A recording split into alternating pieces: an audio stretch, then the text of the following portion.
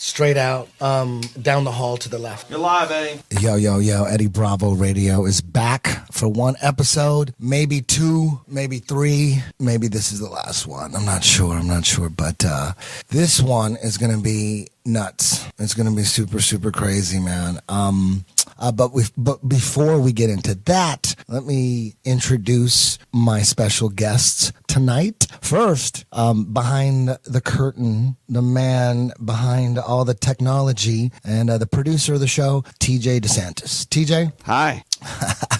We're here. Sorry about the tardiness. Yeah. Why are we here, though? Apparently you want to tell the world your beliefs about but I mean, why? Like, how did we get together and do a podcast? How did that go down? So why am I here? Why? I guess what's going on? It starts like 2 years ago at the Gracie Nationals. I sat down and called a match with Denny Prokopos and Eddie Cummings, and yes. And then after that was Javi Vasquez and Gary Tonin, and you sat next to me as the color commentator, and basically our relationship budded from that into the Eddie Bravo Invitational, and I've been begging you to let me do your podcast for a little while now. And I've been rejecting, right? Yeah. I got an offer from a guy, a producer that was involved in Coast to Coast. Oh, wow. And he gave me a whole, like this last week, a whole rundown on how the plan, like a serious radio show. And it's just too much commitment for me. I just can't commit to it. It's just like, it was like I'd have to sit down and sign a contract and all that stuff. And I don't want to do that at this point. But I don't want to be the conspiracy theory host. I don't want to be known as that. Although, if you bring up some conspiracy theories, I'm going to throw down any time of the day.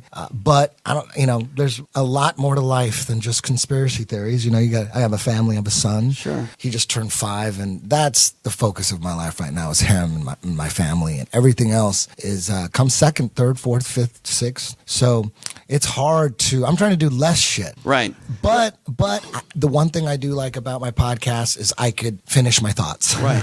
I could keep talking until my thought is complete. It's hard to do that on other podcasts because there's a bunch of other people and I don't want to battle. And then, unless I got a little Henny up in me, then it's a different story. But, we're not drinking tonight. We're not doing any of that crap tonight. But I finally decided, TJ, let's do it. Let's do one show and let's do it on flat motherfucking Earth. And let me tell you my flat Earth story real quick. About 2 years ago, maybe a year and a half ago, something like that. I forget the timeline, but it was about 2 years ago, year and a half ago. I'm on Joe Rogan's podcast, and he's trying to explain how dumb people are by bringing up flat Earth. He goes, dude, there's people that believe in flat Earth, and they think the sun is 3,000 miles away.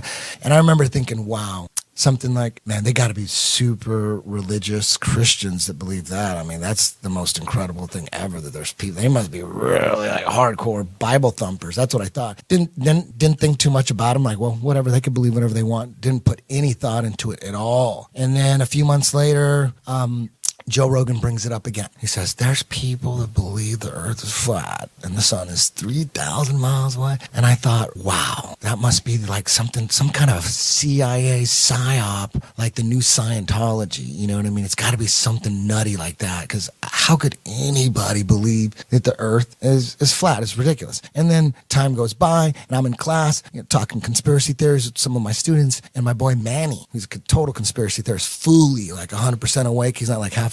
He looks at me and goes, hey man, you ever look into flat earth? And I looked at him instantly and I thought, wow, I can never believe anything that comes out of this guy's mouth again. I thought I lost a soldier. I couldn't believe it. I was like ashamed, like, fuck man, don't ever bring that shit up around me again. It's embarrassing. You know what I mean? I thought you were my dog. I thought I lost a soldier. And then a few months later, another guy comes up to me and says, hey man, you ever look into flat earth? And I said, I thought he was just the dumbest motherfucker ever for saying that. And I didn't say that. I just thought that. I said something like, man, that's got to be some kind of CIA operation. And he said, listen, man, I got a master's in engineering. Look into it.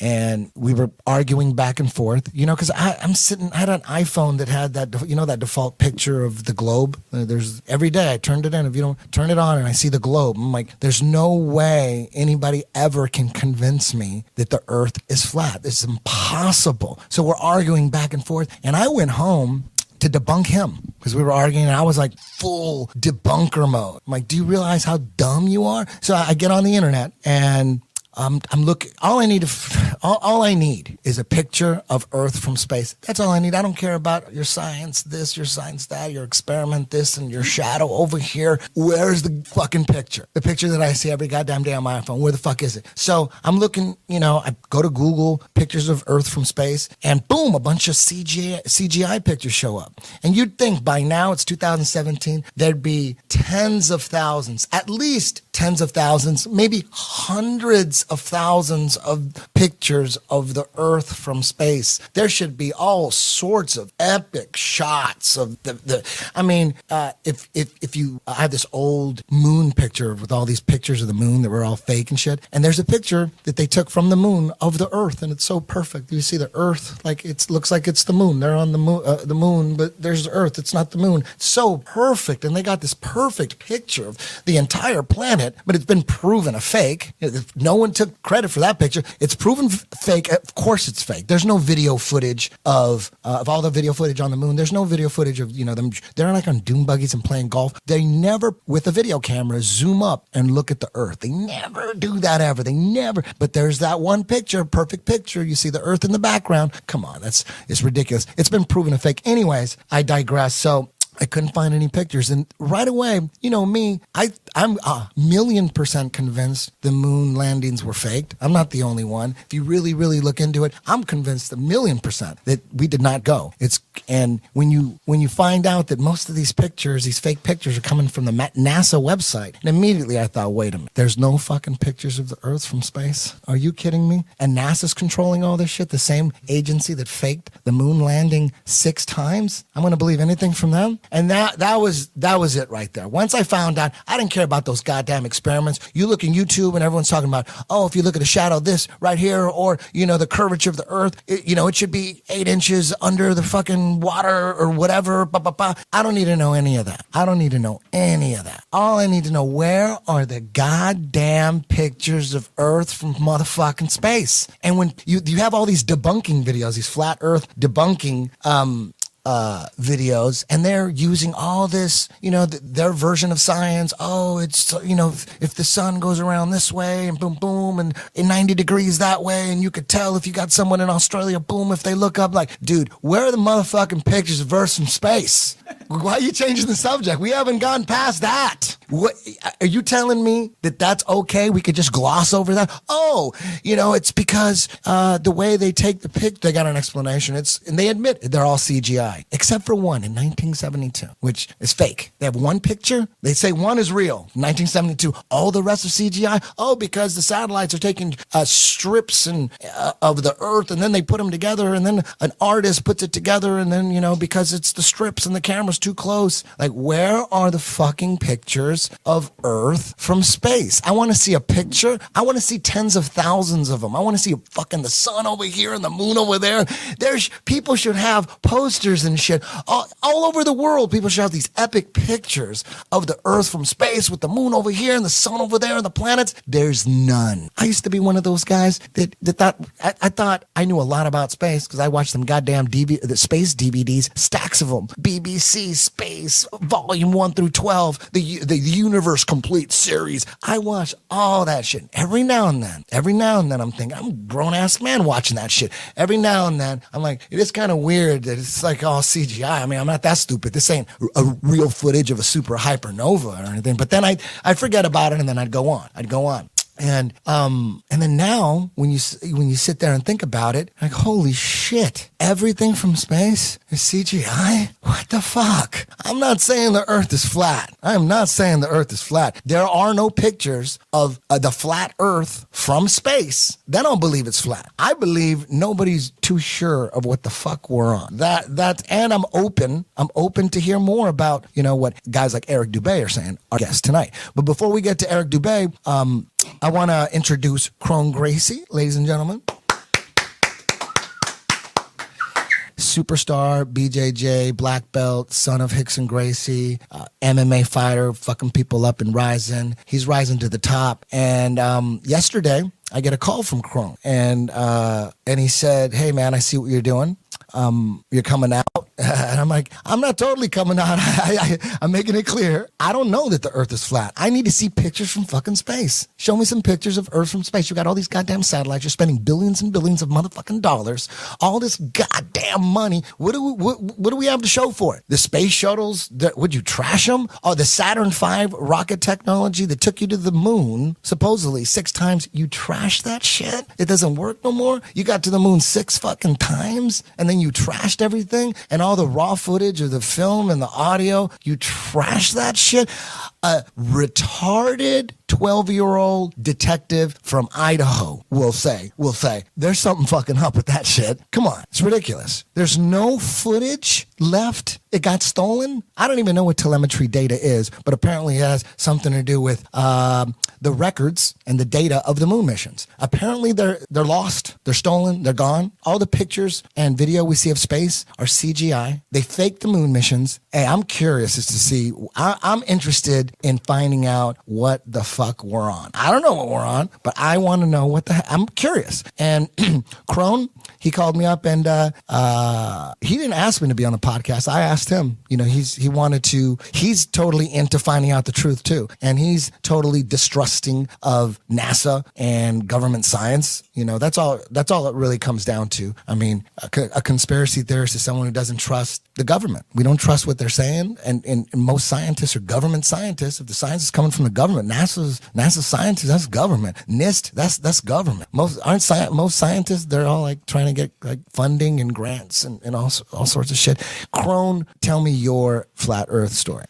I mean, before I even get into flat earth, I think it's important to start at why I started thinking. Because in my life, you know, I was a little kid, you know, I have to train jiu-jitsu and I have this image and I have this family and all these things I got to do. So I chose to fight. I chose to do jiu-jitsu. And as an athlete and as an artist and as a martial artist, there's only one truth, you know, it either works or it doesn't work. So I train jiu-jitsu, and when something doesn't work, you know, you have to be honest with yourself to know that it doesn't work, and then to be like, okay, let me find something that does work and let me find the truth, because only the truth is going to solve my problems. Lying to myself and telling myself things that are not true just to make myself feel good about something is only it's going to build up later. So I have like my personality has always been like to find the truth, jiu-jitsu, find the truth, what really works, what really is true. And then I think just naturally that kind of just trickled away into my whole life. And I always kind of try to see through the bullshit and see through the game. But I was never really into conspiracy theories and like into that kind of stuff, or into being like protecting the animals or all this stuff. You know, as a kid, I was like, fuck all that shit. It's all bullshit. I just got to do jiu-jitsu. I just got to fight. I just got to put my energy into this. And then as I started to fight more MMA, where I kind of stopped teaching so much at the gym and started putting less time into teaching, and I was focusing more on training and more on fighting and more on like traveling and go see Nick and Nate, 6 hours. Then you go to San Francisco, an hour and a half. So I spent a lot of time on my own, a lot of time driving, a lot of time to think. And I started to like, I don't know what, I think the first thing that got me that got me questioning stuff, first my friend Murph, he told me about the chemtrails like years and years ago. And I was like, this is some bullshit. Are you kidding me? They're throwing fucking shit in the sky. I was like, no. And then he kind of broke it down and everything. And I was like, oh shit, this shit might be real. And then the one that really did it for me was when I found out they put fluoride in the water. And then I was like, I can't believe they would do that they would put fluoride in the water and like purposely try to like calcify your pineal gland. So once I realized that it was on purpose, that it wasn't an accident, then I started to ask questions about everything. And I went through this fucking wormhole of all this shit. And you get depressed to learn about how fucked up the world is and learning about all this shit. But I'm at a point now where I'm at ease with it, because the only thing I can do is try to make it better. It's already fucked up, but it's like a good fucked up. It's like an interesting game we play, because the world's so fucked up. And it's like, now we have our own roles. Who's going to try to save the world? Who's going to try to destroy the world? Who's going to not do shit, right? Who's just going to be there? So I've chosen to fight for something that I think is bigger than the Gracie family, bigger than MMA. I'm trying to fight for truth for the next generation, so my nephew and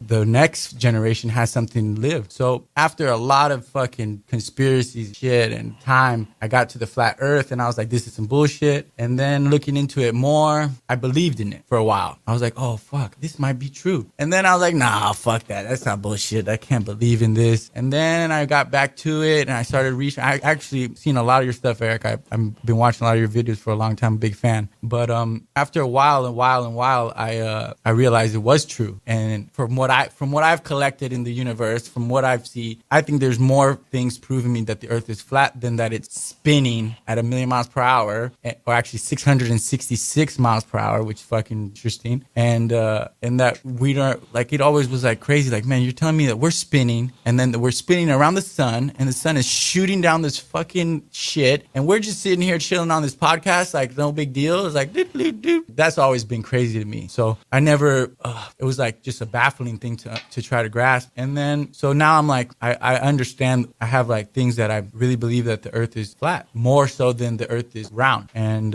so I'm like that. I'm at that stage where I don't want to be the one to like be like, oh, you guys have to fucking believe the Earth is flat, because that doesn't do anything either. I think that we all just need to understand that the more we spark the truth, it takes time, to get to somewhere where the things that I know, it takes time. It doesn't mean that it won't happen. It just takes time. So it's like, first you got to get into the moon landing. If you don't believe in that, then you got to research that. Yeah, that's the first one. Because if you research the moon landings and you believe we still went, then you need to, there might be Game of Thrones reruns tonight. You are not going to enjoy this podcast. Because but just because you believe that the moon landings were hoax doesn't mean you're going to, that's a big leap from the moon hoax to flat Earth. That's huge. Most conspiracy theorists think the flat Earth thing is not true. It's for sure. It's like a CIA psyop. That's what. Yeah. There's people think that Eric is a CIA shill and trying to spread disinformation. TJ,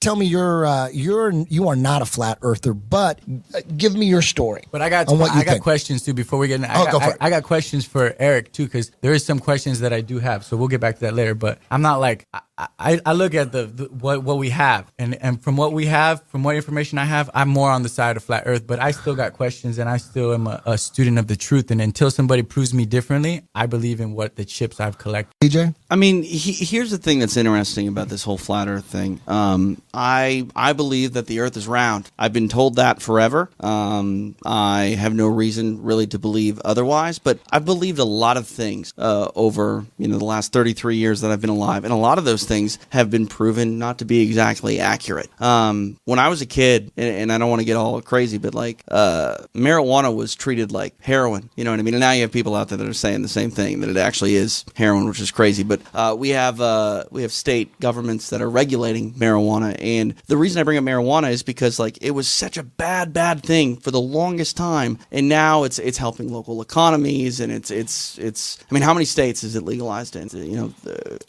Like 2 for sure, recreationally already in the books. I think 5 or 6. Right, but now I mean California, it's pretty much there. Yeah. It's not on the books yet per se, but like my point is like we have this war on drugs, and then all of a sudden it's like well, never mind, we're okay with it now. We're gonna make money and tax it, etc. It's just I'm using that as a example of taking a big leap from one stance to another, and that's different. But my point is we are told for the longest time things are a certain way, and then we find out that the stance is softened, or just to me, like, you need to question things. Now, again, I think that the Earth is round. I have a bunch of questions, and obviously you're going to bring Eric on, and we can ask him, because he's going to make some points, and I'm going to write down some more questions. But for me, I think that if you get like animated to the point where you're like, you're stupid, you're dumb, you're delirious, you're crazy, why wouldn't you just hear somebody out first? Do you know what I mean? Like, why would you not hear somebody out? And what's weird about this one is it's sweeping the nation. Like, it's sweeping the world. Like, so many people. Like, I think about like conspiracy theories. Flat Earth, to me, would be the most unlikely one. Look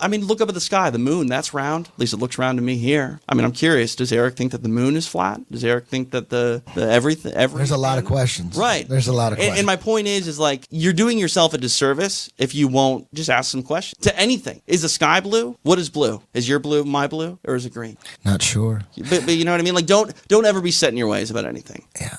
My co-host is my best friend since I was 16. We moved to Hollywood together to be rock stars. Obviously, it failed. His name is James Watson. James, we never really talked about flat Earth at all.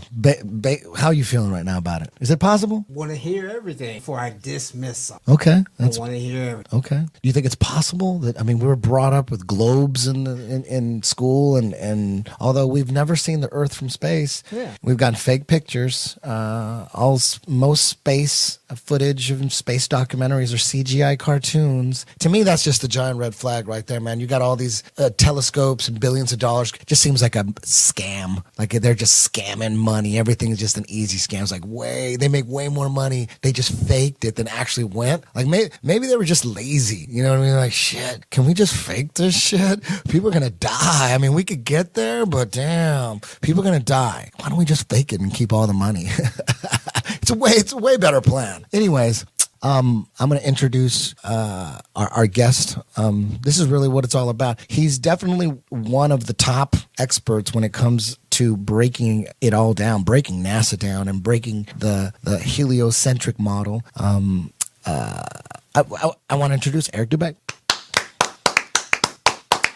Eric, can you explain really quick the difference between the heliocentric model and the geocentric model? Like people need to understand that. Now, Eric, explain the timeline of a flat Earth, and when and how and why did we go? It was, like you said, it was flat Earth for forever, and then we switched. It was Copernicus, right? We switched, and then talk about, because most people think, only dumb people think the Earth was flat. When back then, correct me if I'm mistaken, but there was like this, the philosophers of the time and the scientists of the time, they were going back and forth with the flat Earth, the geocentric model versus the heliocentric model. It wasn't like there was any proof of the heliocentric model. Just somehow explain the timeline. Yeah, I've got the timeline, the history of flat Earth on my channel. You can watch that extrapolated completely. But for now, quickly, nobody thought the Earth was a spinning ball until 500 BC or so, when Pythagoras came up with it. And for the next few hundred years, other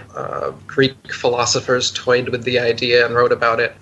Eratosthenes, Plato, and Aristotle. And then it disappeared for another 2,000 years. Nobody talked about it. Nobody believed it. There's no record of anyone writing books about it, anything like this, until 1543, when Copernicus came out with his book, and then suddenly it became a big topic. And with Kepler and Galileo and some of these other people coming in, giving their quote-unquote proofs for the spinning ball Earth, it slowly but surely became the mainstream model up until about the 1800s, when actually there was a flat Earth resurgence, when a bunch of flat Earth scientists started doing experiments and printing books and newspapers and other things, doing lectures. And so it was a hot topic of debate around the turn of the 19th century. And then, of course, with Einstein's relativity theory, which is a philosophy that basically banishes everything to ultimate relativity. So there can't be any motionless thing in the universe, like they said the Earth was. And then eventually you get into NASA with the moon landings. And nowadays they've got all these fake CGI pictures we were talking about, which everyone believes are real. So most everybody thinks that the Earth is a spinning ball now. And it's really just been a long-term propaganda campaign over the past 500 years, which, when you look into it, has been spurred by and maintained by Freemasons. Freemasonry, the oldest and largest secret society in the world, with over 5 million members in almost every country in the world. You find that Copernicus and Newton and Galileo, right up until modern day, the astronauts, almost every astronaut that claims to have gone into outer space or walked on the moon is publicly known as a Freemason. So it's the same group of people who's been promoting this idea for the past 500 years. So that's another red flag, as Eddie was talking about. There's so many red flags when you find out that the original moon landing footage has all been erased. They can't find it. And the telemetry data, can't find that. Things that would actually confirm these things to be true. They can't find those. The moon rocks have now come out to be fake. When you look into these things, it's completely obvious, as Eddie said, that the moon landing is a complete hoax. And then you got to ask, well, why would they do that? And when you look at the history of flat Earth, and you see that the moon landing hoax allowed them to hypothetically get far enough away from their ball Earth to take a picture of it. That is the main reason for the moon landing hoax, is to perpetuate, to continue to propagandize with this spinning ball, Big Bang, evolution cosmology that they've come up with, where you're nothing, you're just a speck of dust in an infinite universe that came about from a random Big Bang accident with no consciousness or life involved, and then suddenly, somehow, out of nothing, consciousness, life, diversity, nature, everything that you see around you just came into existence through slow evolution of cold, hard matter, and then somehow consciousness and life comes into it. So they have this whole materialist philosophy that they've been trying to inculcate the world into. And the spinning ball Earth is just part of it. As I'm saying, it gets into evolution and Big Bang and all this other crap. And the idea is to make you believe, well, first of all, the idea is to have you stop trusting your own senses, your own experiments and experience, and to instead trust these authority figures who are giving you information, giving you pictures and videos and saying, this is the truth, trust us, instead of trusting yourself, which using your own devices and your own methods, it's easy to prove that the Earth is not a spinning ball. I have a book called 200 Proofs the Earth is Not a Spinning Ball. Everyone can check out, and you can see for yourself. I mean, NASA doesn't even claim to have 200 proofs that we live on a spinning ball. The most you'll ever be able to find is 10. They've never felt the need to try to come up with more than 10 supposed proofs that you live on a spinning ball. And in my book, I debunk all 10 of those, and I give you 200 of the opposite reasons why we're obviously not moving. We're motionless, just as you said. We're sitting here doing this podcast. You don't feel like you're spinning around an axis at 1,000 miles per hour around the sun at 66,600 miles per hour, while the sun is also moving. So it's not the heliocentric theory anymore. Now it's the acentric theory, because they don't know what the center of the universe is. So the sun is also traveling 500,000 miles per hour around the Milky Way galaxy, and the Milky Way galaxy itself is shooting millions of miles per hour off from that Big Bang that they say happened 14.7 billion years ago. They know exactly how long ago it happened too. They can make up these huge distances to the stars and these huge numbers of how far things are and how these timelines, because it's bullshit, because they just make it up. It's been getting longer and longer as they go. If you look at Copernicus's figure for how far away the sun supposedly was in his model, it was only a bit more than 3 million miles away. But then you go to Newton and it was up to 26 million, and you keep going. At one time it was over 104 million, and then they've brought it back down to 93 million right now. That's where we're at now. But flat earthers throughout the centuries, as Eddie said, have measured using sextants and plane trigonometry from different points all over the plane, and found out that the sun is very close and very small. It's like a spotlight that illuminates over the plane, about 3,000 miles above us, about 30 miles in diameter is what you get from using these actual measurements that we can do without having to trust these random scientists and their random theories. I mean, do you know how they say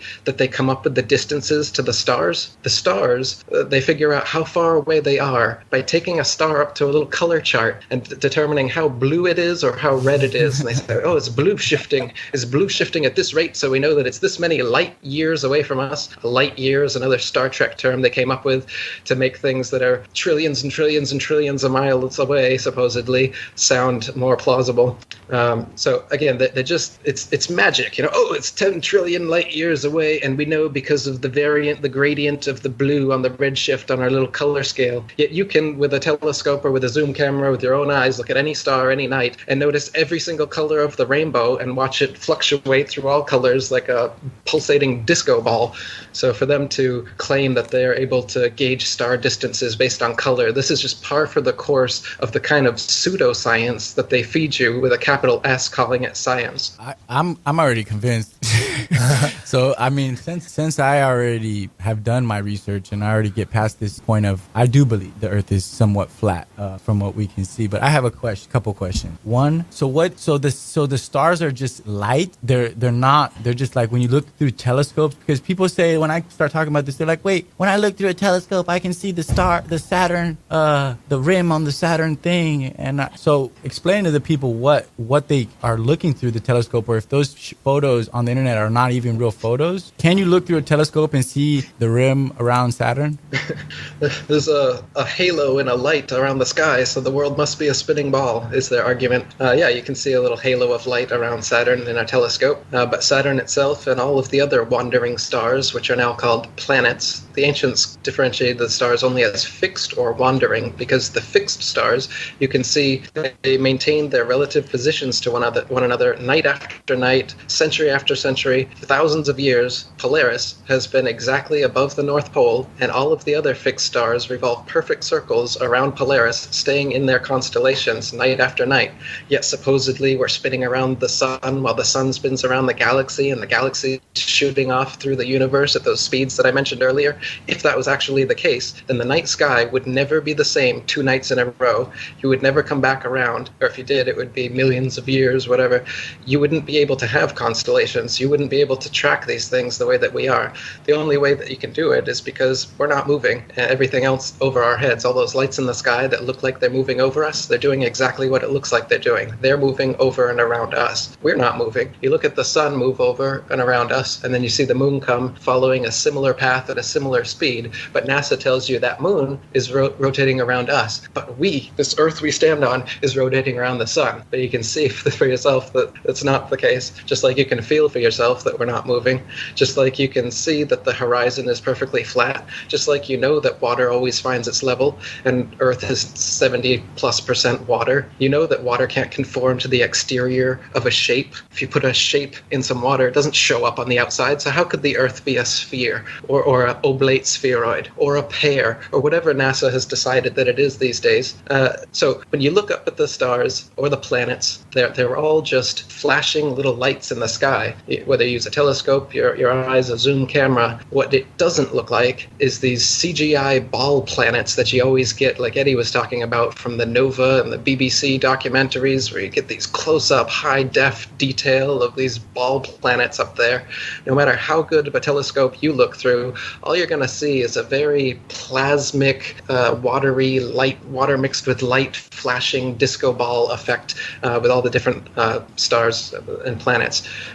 Now, to see that and to think, oh, well, that means I'm on a spinning ball, just makes it's a logical fallacy, first of all. And second of all, you can see that these things are not physical, tangible things that anyone would be able to land on. For instance, the moon, you can see blue right through it during a waxing and a waning cycle. Stars have been seen through the moon. You can see the blue of the sky or stars that are behind it. So how could it possibly be a solid object that people could land on when we can see through it for yourself? Anytime the moon is in your vantage point during an afternoon, you're going to be able to see it. And the way that it fades off, it's nothing like a physical object that we know of.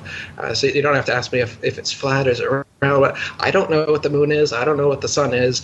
But I do know that the Earth is flat. I have 200 plus proofs for that. I heard Eddie say that there's no proof the Earth is flat. I don't know. Well, I do know. I'm absolutely sure the Earth is flat. And if you check out my channel, check out my websites, I've proven it over and over and over again. It's the one thing you can know for sure in this lifetime, is that the Earth is absolutely flat and motionless. It is the most easily proven conspiracy, and that's why it's taking the world by storm, as one of the other panelists said earlier, is because it's so easily proven. It's not like the JFK assassination, where you could, like Eddie was saying, you could spend your whole life trying to look into that and trying to figure out the ins and outs of it. And it's easy to find out that was a conspiracy, that it is not the way that they told us it was. But to find out exactly what it is, that's difficult. But with the flat Earth, it's not. It's simple. It's here every day. You can perform experiments yourself anytime you want to. People are doing it every day.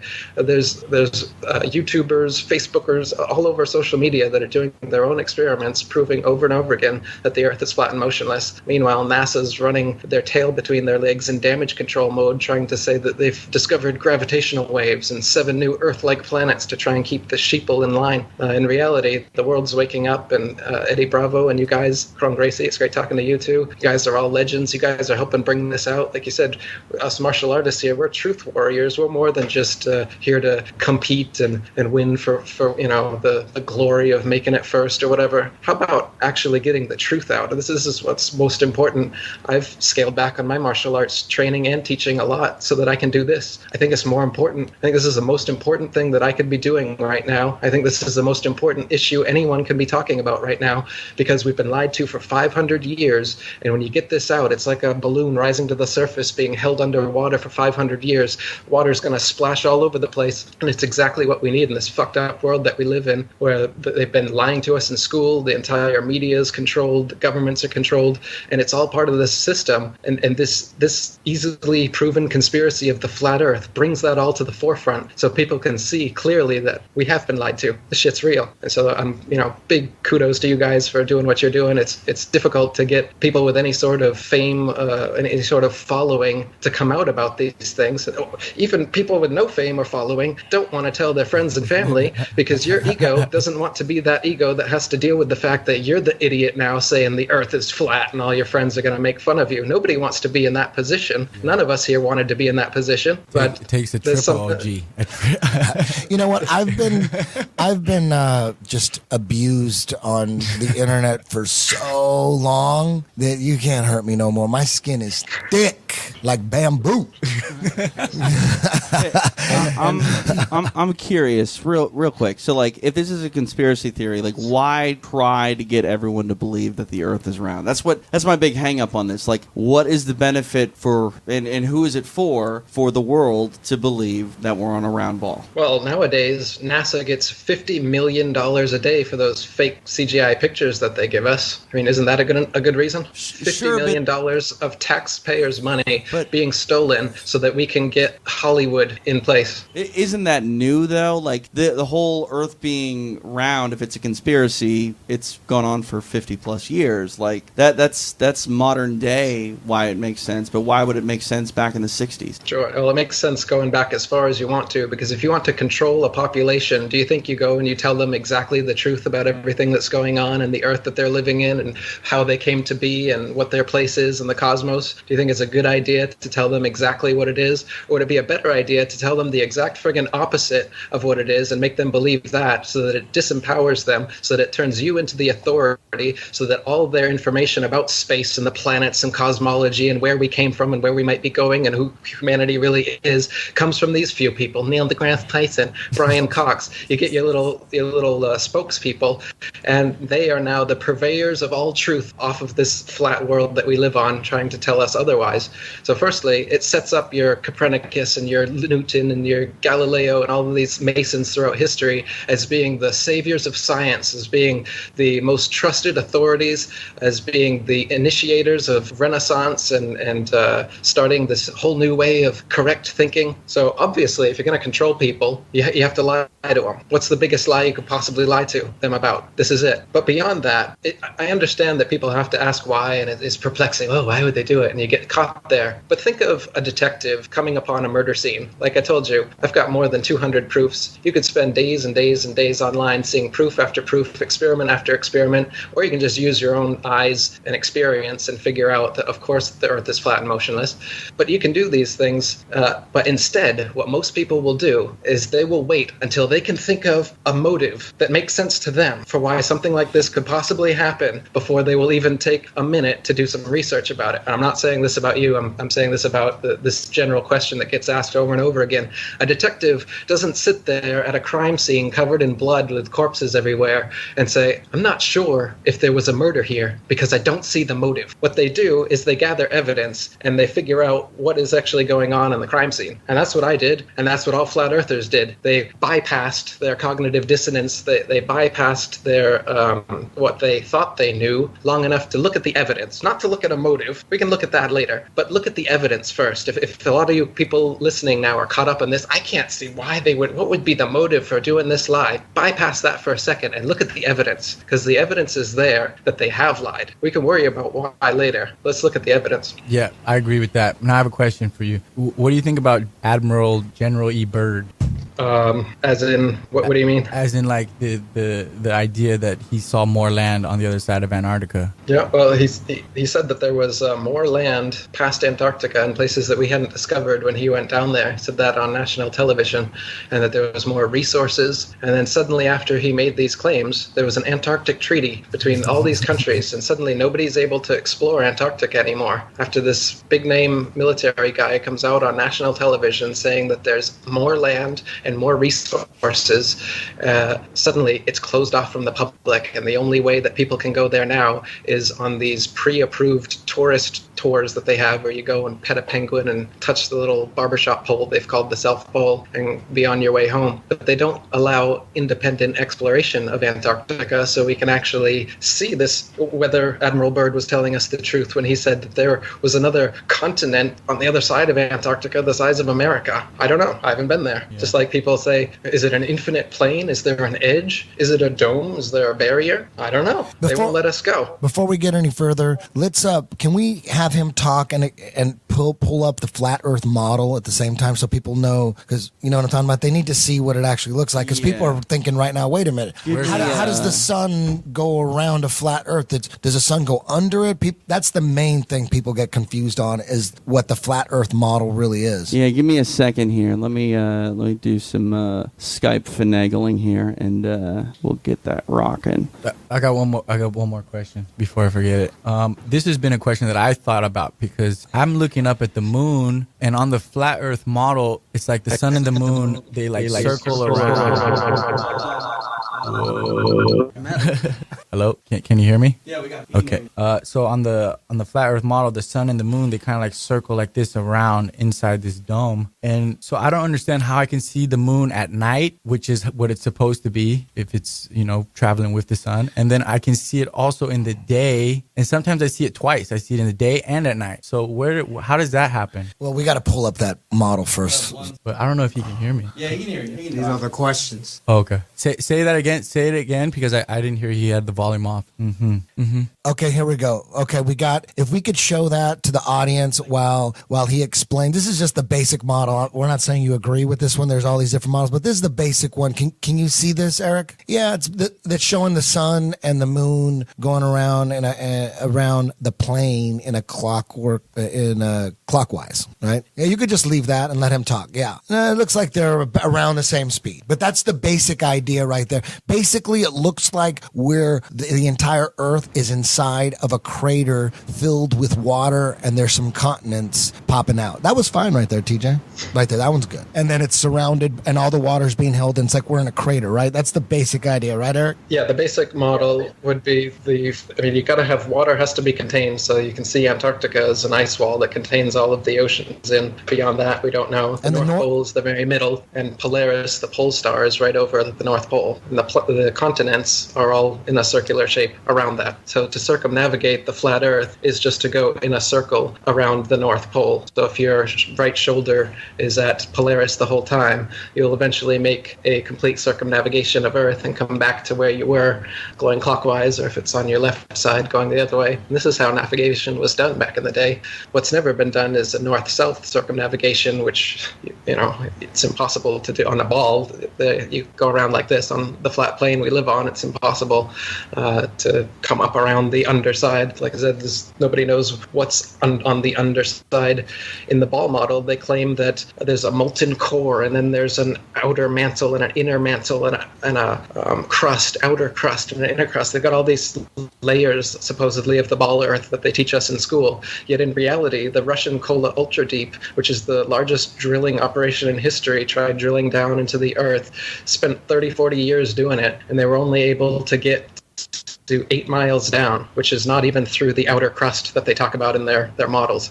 So they don't know that there's an inner crust and a molten metal core and all this other crap that they go on about. It's completely hypothetical. They just put it in the textbooks and then everybody parrots it. But the reason you got to do it is if you're on a ball and you know that there's magnetic north, you got to come up with some excuse for it. So they say that there's magma somehow turning into magnetism, which never happens in the real world.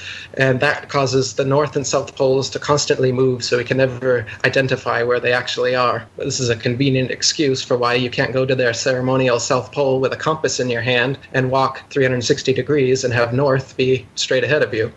They give their excuse that, it's constantly moving because of the magnetic core and all this crap. But the North Pole doesn't move. Everything is pointing towards it, and a compass only works on a flat plane. Imagine if you were in Australia or somewhere else hanging upside down as they tell you on a ball ball holding your compass flat, and it points straight ahead of you at north. Wouldn't north be up in outer space? How could north possibly work on a compass? This is just one of many, many proofs that the Earth is flat and motionless, just as it appears, just as we know. And the model you may be looking at, watching the sun and the moon going over them, they do circle around us in that way, but the sun is slightly faster than the moon. The moon takes about 25 hours, or the sun takes 24, and the moon's time changes about 10 minutes over its cycle. So they will pass each other, and you will see the moon during the afternoon, or even during the morning sometimes because of this.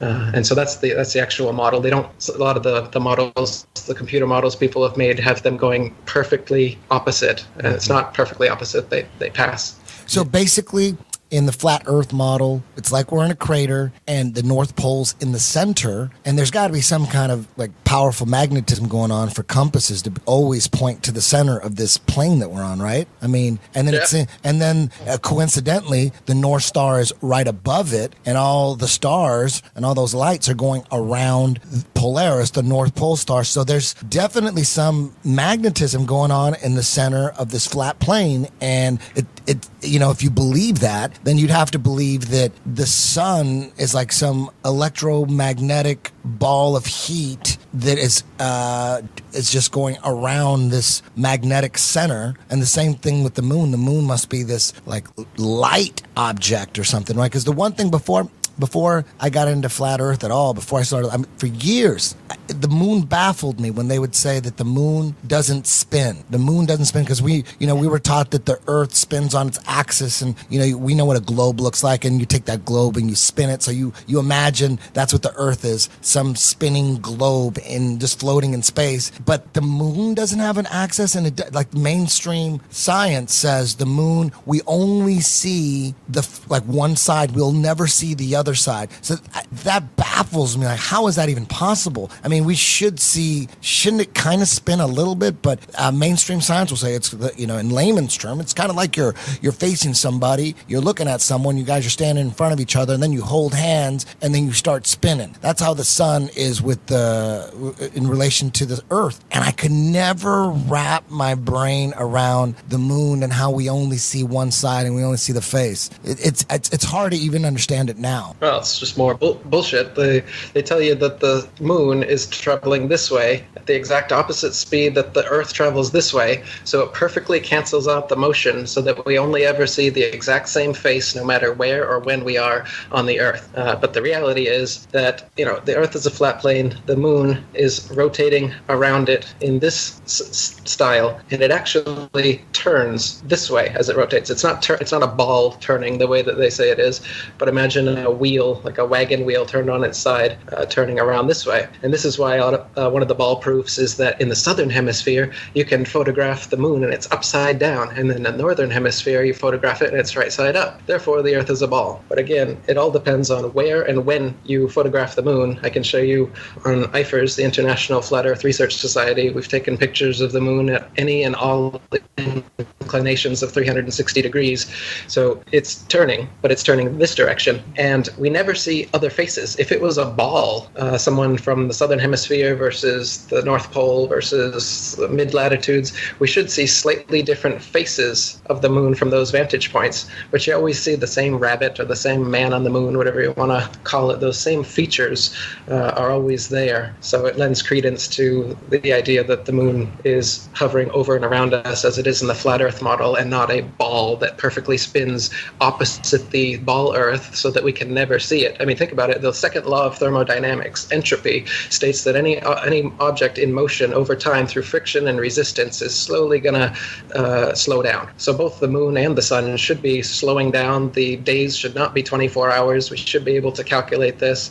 And there's plenty of drag and resistance in the atmosphere, so I don't see why they can hold up a theory that the Earth and the moon and the sun and all their crap spins at a perfectly uniform velocity, yet it's never changed whatsoever, yet their own laws of thermodynamics say that that's completely impossible. So their own science is at odds with itself. That's incredible. Now, explain gravity.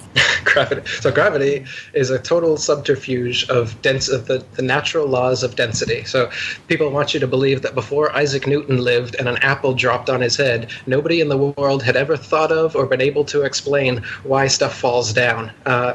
Obviously, things go down because they're denser than the medium. You're going to have to repeat that. Objects, we just lost you. Are we ready, TJ? Explain that again. The reason that objects fall down is because they are denser than the medium that they are in. And the reason that an object would rise up is because that object is less dense than the medium it is in. So, for instance, that's why a raindrop falls down through the air and an air bubble rises up in the water. That's why a rock would fall down, but a helium balloon would rise up. It's not because gravity has an affinity for rocks and doesn't like balloons. It's because of density. It's all because of relative density. If you take a deep breath and you submerge yourself in water, you'll stay at the surface because you've just changed the density of your body. And if you exhale that breath, you're going to start to sink because you've just changed the density of your body. Gravity didn't just decide that it's got more of an affinity for now and it's going to start sucking you down to the bottom of the ocean. All about density. So gravity is just complete bullshit that Isaac Newton made up so that Copernicus's spinning ball model would make any sense. And they said, oh, well, the reason things fall down is because there's this sucking force that pulls you to the center of massive objects. And of course, if that was the case, then we would be like magnetized to the earth, and just stepping your foot off of the earth would be like taking a heavy magnet off of a refrigerator, and stepping back would be like putting it back down again. And of course, they don't have a single example of any mass, by virtue of its mass alone, causing some other smaller mass to spin circles around or to stick to that mass because of its gravity. They say gravity just spontaneously happens when something's massive enough, and then non-massive things will either start spinning around it, like the planets, if that's what they want it to do, or they'll stick to it, like people, buildings, and the oceans, if that's what they want it to do. So gravity's their mythical magic force that causes us to stick to the mythical magic spinning ball Earth, when in reality, it's simple science. The natural physics of density and buoyancy determine that heavy things fall down and light things rise up. And they've been teaching us this crap in school since we're like 7 years old, so that we'll believe that oceans and buildings and people in Australia won't fall off the bottom of a ball. Ooh, that was a pretty good explanation. Now, what about Einstein's theory of relativity? How do you see that? So, like I said, relativity came up when the flat Earth movement was starting to grow at the turn of the century. Everyone was turning to flat Earth, and so they were in scramble mode trying to figure a way to get everybody back in their fantasy worldview. And so they came up with this philosophical idea of relativity, which banishes any non-moving object to obscurity, so that they say everything's moving, the Earth is moving, the stars are moving, the sun's moving, everything's moving, and that motion is all relative. So you can't say anything is stationary, and you can't even say anything is central. That's when they got rid of the heliocentric theory too. Oh, we don't know if that's the center. So relativity is just another philosophical subterfuge to get people to disbelieve their own senses and start to think that, hey man, it's all relative. It's like everything's moving, so you don't know if you're moving. You wouldn't feel it. That's why you hear from all these people like, you think it's motionless because you can't feel the motion? Stupid. Like, it's so stupid to believe your own common sense. But that's what they've done. They've made it ridiculous to believe your own common sense, because we've all been taught since we were little children that, of course, that we're moving around at thousands of miles per hour. So relativity was just the next step, and just like NASA, the moon landing hoax was the next step. Shortly after that, they got to keep. And nowadays, like I said, gravitational waves apparently they found in 7 new Earth-like planets they just found last week. They have to come up with their damage control nonsense to keep spinning the fairy tales so that the entranced sheeple won't wake up to the flat Earth truth. And they've been doing it for 500 years. Relativity is just yet another step along that path of damage control to try and prevent people from understanding the truth. Yeah, I think that for me, my life is like a really big on intuition and how I feel and what I sense. I'm kind of a sensitive person, so I trust my feelings and my intuition over anything. And right off the bat, I don't think that the Earth is spinning. It doesn't feel like we're spinning, and that's just off of my intuition. No science behind it. And when I go up in a plane and I go really high, sky, I look out and it looks all flat. And one thing that I've been thinking about recently that I kind of started to feel I didn't realize before is when the sun is at 12 o'clock and it's midday, the sun is blazing hot. And then at 6 o'clock, the sun is already not hot as much. So if the sun was so far away, it shouldn't change temperatures off a little like churn. You know, you just churn a little bit. Now it's like a lot different of a temperature. It's a lot different of the rays. So I think that means that the sun is a lot closer, because if it was so far away, one, it would turn black immediately, but it doesn't. It goes to sunset and it goes to like light out, but no sun. And then, so it's like this process of like almost the sun going further away from you, because I can feel it. I can feel it on my skin when I run at 12 o'clock in the day, or when I run at 5 o'clock. I'm like, fuck, 5 o'clock is too late. I'm not getting enough sun. I need more sun in my life. So I think that my feeling has always been taking me to where I feel like it's true. And I'm like, man, this doesn't make any sense. Because one, I don't feel like we're spinning. I don't feel like when I go up in a plane that we're on a ball. When I go to Japan, I fly 10 hours. When I fly back, it's 9. It would be twice. It would be 5 hours to get there and then 20 hours to get back. You know, it would be such a big difference in the time it takes to get to places if the earth was spinning. But since it's not spinning, it's basically the same time. Imagine going to Australia and then coming back, it's the same time. It's like, wait, what about the fucking spin? Eric, what do they claim is the proof that, and when did they technically prove that the earth is spinning? Didn't it have something to do with pendulums or something? we can't hear him. But they've tried to claim that it does, including using pendulums. In the mid 1800s, a guy named Leon Foucault started swinging pendulums and putting little pins at the end, and he used a ball and socket joint so that the pendulum was able to swing in a circle, and claimed that that's the earth moving underneath the pendulum. And nowadays in museums all over the world, this stupid trick is still being used, where they put a pendulum and and the modern day ones are computer run. They're not even like real pendulums, but an actual pendulum, and it would all be determined based on how you start the motion. There's no way to not give some slight lateral bias at the beginning of starting a pendulum in motion. And so sometimes the pendulums would swing way too fast, sometimes they'd swing too slow, sometimes they'd swing the opposite direction, sometimes they wouldn't swing at all. But these pendulums are being used all over the world now as proof that the earth is spinning underneath them. You have another question? Not at the moment. Now, what TJ, that video I sent you that we were going to debunk, I sent you that YouTube link that we were going to debunk, right? It's basically the top 10, what do the top 10 flat earth debunkers say? What's the usual thing that I say? Like, there's no way the earth is flat because the planets, what is the most popular one? Can you hear me? Did he freeze up? Can you hear that right there? Can you hear that? Yeah, he probably tell everyone he's in Thailand, so sometimes Skype doesn't always work the best. So we're still on. We're still on the air. Everything's rolling fine. Let me play this real quick. There's another flat earther guy on YouTube. He started off one of his videos with something really cool. Listen to this. Back again with another static plane truth video. I wanted to start by mentioning that the truth cannot be a theory. Theories can be accepted or assumed to be true, but can be proven false. The truth, on the other hand, cannot be proved as false and therefore cannot be classified as a theory. So, for example, while what goes up must come down is the truth, gravity is a theory to explain this truth, assuming the Earth is a spinning sphere in the void of space, of course. The point here is the truth is not some bizarre conspiracy theory like the moon is made of cheese or Michelle Obama isn't actually a man, but he's a reptilian shapeshifter from the constellation Draco. This is important to get out of the way ASAP, as most people apparently categorize the truth with such wild theories, and this simply isn't the case. Okay. Conspiracies are defined as situations where multiple people get together secretly to construct a... All right, enough of that. I wanted to put that out there really quick. Eric, you there? Can you... Yeah, can you hear me now? Yeah, what was the last thing he was saying? You were explaining...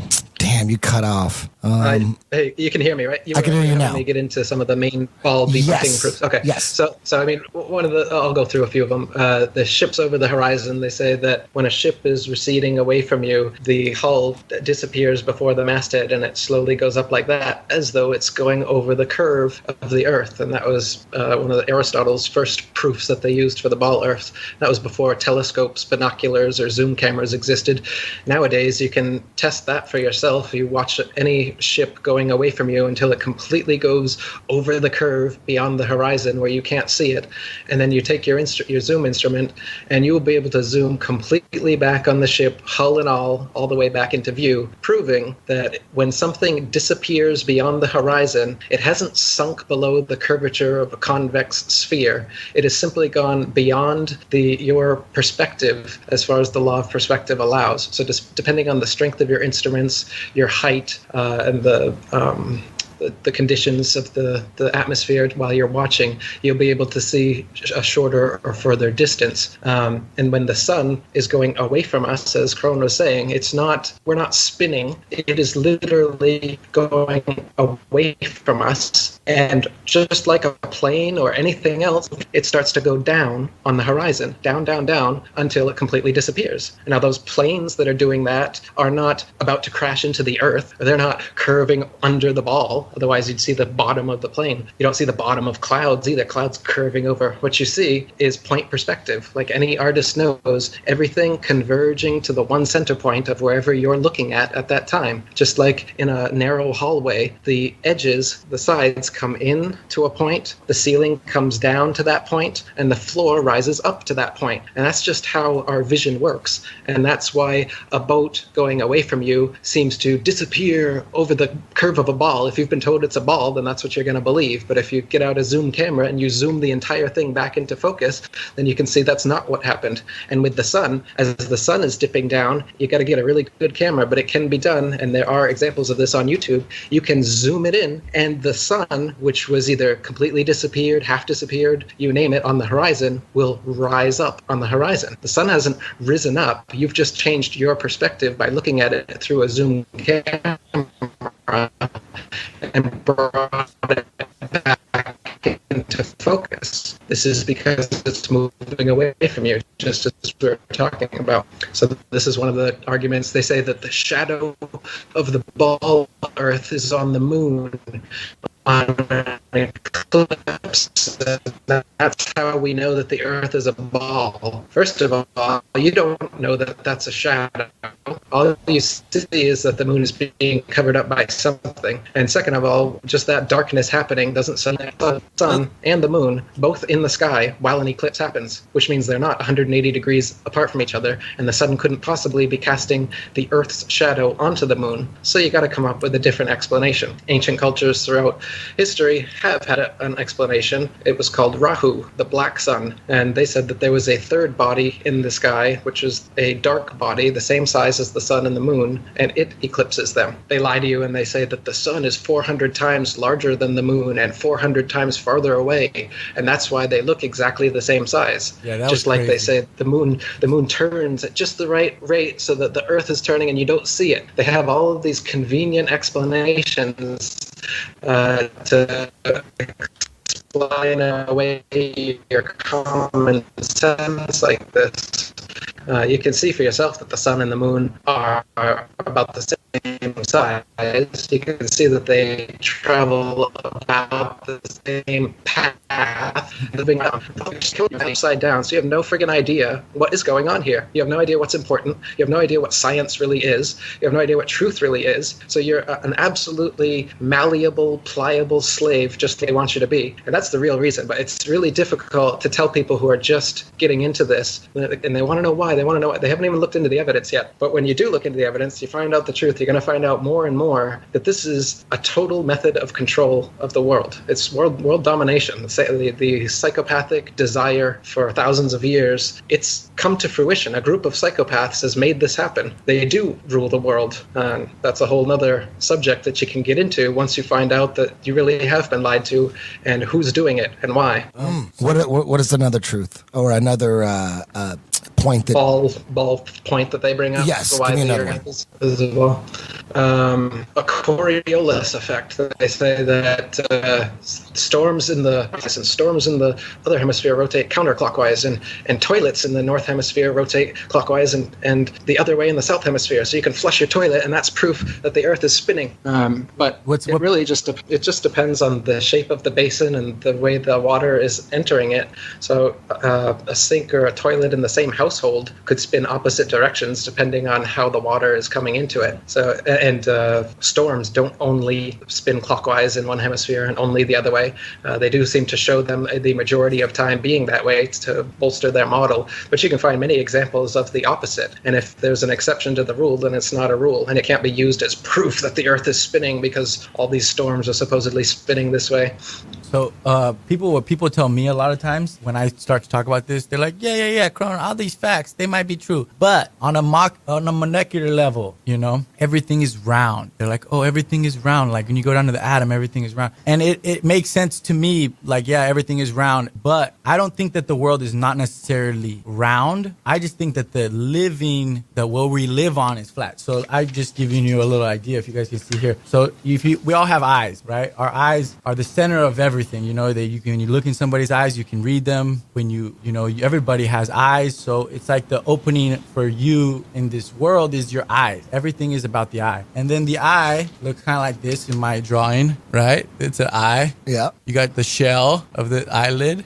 Then you got the color, which is the line. Then you got whatever the fuck is holding it. So I believe that we are on a big eye. And this is the color is where we live. We're in this dome over here. And whatever something's containing, or I would think is containing all this. And I don't know what's on the outside. There could be a bunch of eyes. There could be eyes all over the place in these little domes. But I think it's a pretty connective thing when you understand the color of the eye, how everybody has eyes, and how the eye is like the center of everything. Like we are the universe. We're living in a universe in their little eyes in this big eye. That's what I believe.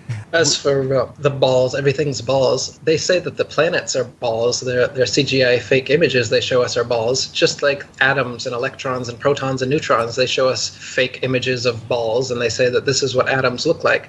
But even through an electron microscope, you don't see little balls flying around in a solar system the way that they tell us it does. So when people use fantasy to back up fantasy, it's pretty funny. They're like, oh, the atoms are balls, so the Earth is a ball. So you've never seen the Earth be a ball. You've never seen a planet be a ball. You've never seen an atom be a ball, but you're willing to take all of these fantasies at face value and say that it must be. Meanwhile, ignoring your own experience, which says that water always finds its level, whether it's in a glass, whether it's in a bathtub, whether it's in a swimming pool, whether it's in a lake, whether it's an ocean.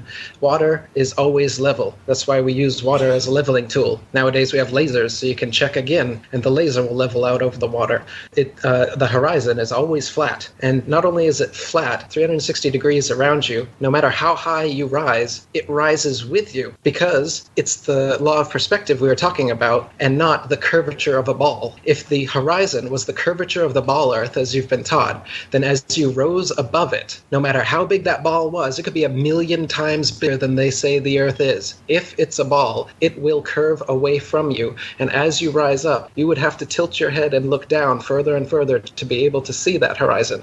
But you'll never look down to the horizon on our Earth. It will always rise up right with you, and as you turn around, it'll be 360 degrees flat and at eye level, unless you're recording with a GoPro camera, and then it will change to convex and concave depending on the dip and the tilt of the camera, because it's a wide-angle lens. This is what the Red Bull Dive used on their outside camera. At 128,000 feet, you can see the curve of the Earth, which was the exact same curve of the Earth. If you watch right from the liftoff, when they started, the Earth was already curving that exact amount, because it's just a wide-angle lens. And then as they go up 128,000 feet, horizon's still there, and then the inside camera gives it away, which was not a wide-angle lens. As they open the door, parallel, right at eye level, the horizon was totally flat. And then when they go to the outside camera, boom, curved just like that. It's complete camera trickery. This is how they get people to believe in the ball Earth, is just using GoPro cameras. Zero-G planes are these planes that do parabolic maneuvers. The Vomit Comet you might have heard of, where you're able to be weightless. This is how they fake inside shots of the ISS. Outside shots of the ISS, they fake in dark pools, like the Neutral Buoyancy Lab at NASA, where they admit that they practice for their spacewalks underwater. And people like Luca Parmitano have been sent to the emergency room when he was supposedly in outer space because water started leaking into his helmet. And so there had to be explanations to the hospital staff and his family and everyone else as to how that could friggin' be possible.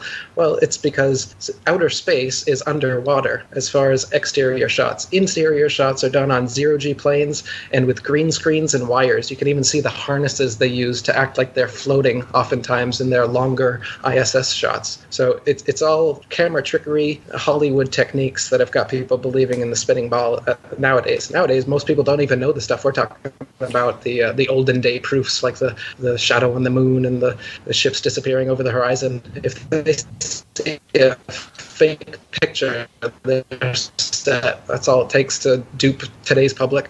One thing I've been wondering about lately about the moon missions is they were gone for supposedly 6 days or something like that. What is it, like 4 or 5 days? Right, Eric? The first mission was 3 days. I wonder, I want to know how they explain taking dumps in those suits. What if they had explosive and is there a tube going in their ass? What is it? Are they wearing? They must be wearing diapers. Is that what they're doing? Yeah, they claiming diapers. They have to wear diapers, right? Can you imagine having to take a dump on the moon? How you gonna?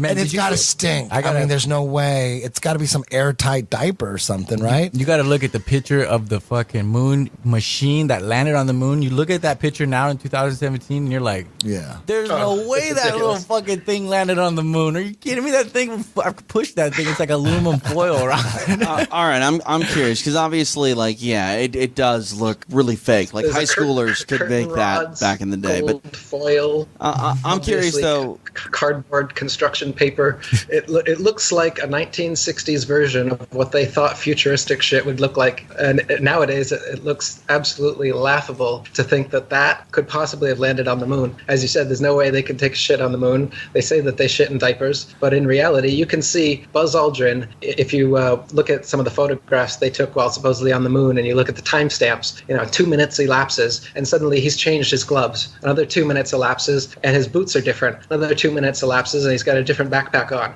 or a whole different color spacesuit. So when you look into the moon landing, there's anomaly after anomaly after anomaly like this that you'll see, which shows that they were just faking it in a studio. The times on the picture, the timestamps they claim are complete nonsense. They just make it all up, and they fake the timeline. And then when you ask for actual evidence, like the original footage and the telemetry data, they just have to say, we lost it. Sorry, $30 billion of your taxpayer money, the greatest accomplishment of mankind, having someone walk on the moon, but we lost the footage. Sorry about that. Okay, I'm having a lot of fun watching the head of NASA. I forget his name, the current head of NASA, or maybe he was the head of NASA 3 or 4 or 5 years ago. Him in front of Congress trying to get money and trying to increase their budget. Those are fucking hilarious. Have you seen these, Eric? Yeah. That's the funniest shit ever. Like the congressman going, wait, what do we need at $4 billion for? Didn't you guys already go to the moon? And they're he's getting grilled, but this guy he sounds like a used car salesman trying to, it's hilarious. Right. I wish we could pull that up. You know what I'm talking about, right? The guys on the Mars missions are like that too. Hey, I'm curious. The NASA official spokespeople for the Mars missions. The absolute actors, and you can see they're just filleting Satan to try and get a couple extra dollars of taxpayer money. You guys talk about NASA like they're the game in town. Like SpaceX is sending people into space next year. At least that's what they say. What do you guys think about that? Like they want to take 2 civilians around to the dark side of the moon. Like if I'm SpaceX right now, civilian number 1, if he's willing to get on the ship, is Eric Dubay. Because if I can shoot Eric Dubay up into space and he sees the world's round, case closed, done, over, right? No? Yeah. SpaceX is just as private as Alex Jones, and that's why SpaceX is never going to admit this, just like Alex Jones wouldn't allow your flat Earth videos on his site, Eddie. You think Alex Jones is part of the establishment? Absolutely. He's just feeding. I know him. I just don't think so because if he is controlled opposition, they fucked up because don't you think the establishment, the globalists, the people in charge, don't you think they wanted Hillary to win and they didn't want Trump? Because that's why everyone's against Trump. The CIA is against Trump. Everybody's against Trump. The whole political system, the Republicans, Democrats, entertainment, it's like Trump was an accident. And if Alex Jones is controlled opposition, that's a big fuck up there, right? Because he was responsible responsible for Trump getting elected, pretty much, right? There you go. There you go. Alex is just as establishment as Trump is, but the establishment wants you to think both of them are anti-establishment, and that's how their WWE game works, where they give you their polar opposites, and you pick one or the other, and you're controlled either way. I mean, I think Alex, seriously. I think Alex. I know him. I think he really, really cares about bringing liberty back to this country. I think he really is anti-globalist. That's why he censored your video. Well, he censored. Absolutely. That's why he censored your videos, because he totally canceled. That's why your videos were allowed up for the first video was up for 5 hours before he took it down, where you mentioned my name over and over again. And then the next video, you did the same thing. That one lasted 4 hours. But it's flat Earth, though. I understand, because when I first heard of it, like I said at the top of the podcast, when I first heard, he didn't just hear of it. I've been telling Alex Jones about flat Earth since 2009. But Kent, don't you understand how crazy it sounds? It does sound crazy, and most people think it's crazy. I was violently opposed to flat Earth. Whenever, really, I mean, I understand people not buying into it at first, and maybe not ever. You know, there's enough debunker videos out there that that if you get on the wrong video, it could just kill your whole journey. Your truth journey by picking the wrong video, and then it's what I mean. I understand why people laugh at the flat Earth theory, because I did. I thought it was ridiculous. It made me angry and shit. So I get it. None of those guys at the Alex Jones show, to me, there's a big crew, and I can't say they're being paid by someone. They are they're on a certain level of conspiracy theory, right? They're 9/11's inside job. JFK was a conspiracy. They're on that level, but the flat Earth, space don't exist the way we think it exists. We've been lied to, and all that. That's a whole nother level. You know what I mean? So it'll take some time, but I think Alex Jones pulled my flat Earth stuff because it might distract from what his mission is. His mission is all about Trump. Let's get Trump through. Let's protect Trump. It's all about Trump. That's his mission. If he started talking about Holocaust denier type stuff, he ain't gonna talk about that. That'll just kill his mission. He can't bring that up. Even Holocaust deniers won't bring that up if they're trying to make a point about some other stuff. They know that'll kill their point. So let's just stay away from that, because right now it's not the right time. There's another mission, and Alex Jones' mission really is, it's on a political level. He's trying to he's on air burying Hillary. I like that. He's on air burying CNN. I like that shit. Trump said CNN is fake news, and he calls it very fake news. I don't know. Trump may be a trick, but damn, he's calling CNN fake news. That's some good shit right there. I like that. He's the last hope. I know Hillary. If Hillary would have got in, it was over. I'd move to Iceland. But look at Trump is the last hope. Look at all the he talked like he was against the establishment, and like he started saying all these about 9/11, about the Federal Reserve, all this shit, and then Trump. Okay. Trump. But then when he got elected, all the people he's putting into office were all the same people from before. Everybody's the same establishment. So that's where the line, I think, is. Yeah, I don't know about Trump. I don't know, but I know for damn sure he's better than Hillary. Yeah, who knows? But the point is that what does Trump bring to the table? Trump brings he brings separation. He's separating people from each other. He separated the Mexicans from the Americans from the Americans, the blacks from the whites, the girls from the women. He's creating all this division between all of us, and I think that is wrong, because any kind of leader, anybody, anything needs to understand that we all need to work together. And like you start to. Hey, you're cutting out right now, Eric. Hold on. You're cutting out a little bit, but try now. Say it again. That's what controlled opposition does. Controlled opposition is there to divide any sort of legitimate movement that might come up, and that's why Alex you said his brand of truth, and that's what he's pushing. Yeah, if your truth has limits, then you're what's known as a gatekeeper, and that's exactly what he is. He's a gatekeeper, so that you won't ever get into the idea that we haven't been on the moon. You'll never question any sort of cosmology or NASA. You'll never understand that the Earth is flat and that that's the biggest conspiracy of all of them. Nor will he tell you about the Masons and the Jews who control the Masons, who are above them. His show is all about watering it down and claiming that the Bilderberg Group is the top of the conspiratorial capstone. They've only existed for 50 years, and they are the tippy top of his conspiracy. And, you're breaking up a little bit. Let's maybe let it. Brand of conspiracy will think that these innocuous groups are actually, bone broth is more along the lines of what Alex Jones is all about. The more bone broth and other, that's what it's about. He's not about truth. I've been talking to Alex, trying to send him the truth for the longest time. He knows about me. That's why he deleted me off of your YouTube video. He's a complete gatekeeper, and it's so obvious to someone like me who's a genuine truth seeker, and I've been in this thing for over a decade.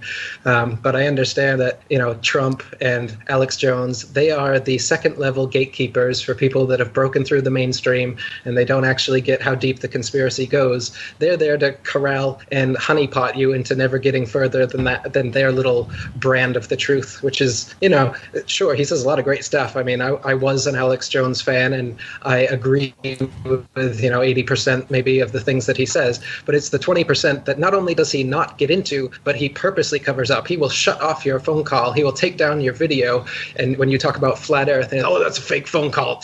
Cut him off. That's a flat Earth. He knows about this. He knows about all the questions about the moon landing hoax. I've seen him interview Buzz Aldrin and all the other people. He's heard you, Eddie. He knows everything. Look at their face. Look at Leanne McAdoo as she's interviewing. I mean, the gatekeeping couldn't be more obvious. I've talked to probably more people than anyone on this earth about the flat Earth, and normal people do not act the way that the people at InfoWars act when you're just trying to, especially when they're supposedly trying to give you a voice.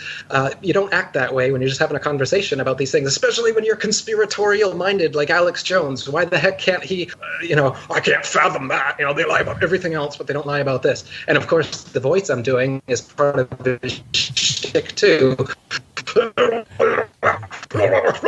Haven't heard of conspiracies for the first time, and Alex Jones is your first introduction into this, and you see him just going off, and there's compilations that are hilarious. I love watching them. I do think that this is where your truth is coming from. Gatekeeping techniques. David Icke did the same thing with his shape-shifting reptilians from the hollow moon base. He gives you all this great information. I agree with almost everything he says, every book he writes, and then he comes out, oh, by the way, the elites are all shape-shifting reptilians that come from a hollow moon base from Cronus. Okay, David, what the? You know what's up there? These are controlled opposition. That's what Lenin said. If you want to control, if you want to control the opposition, we have to lead it ourselves.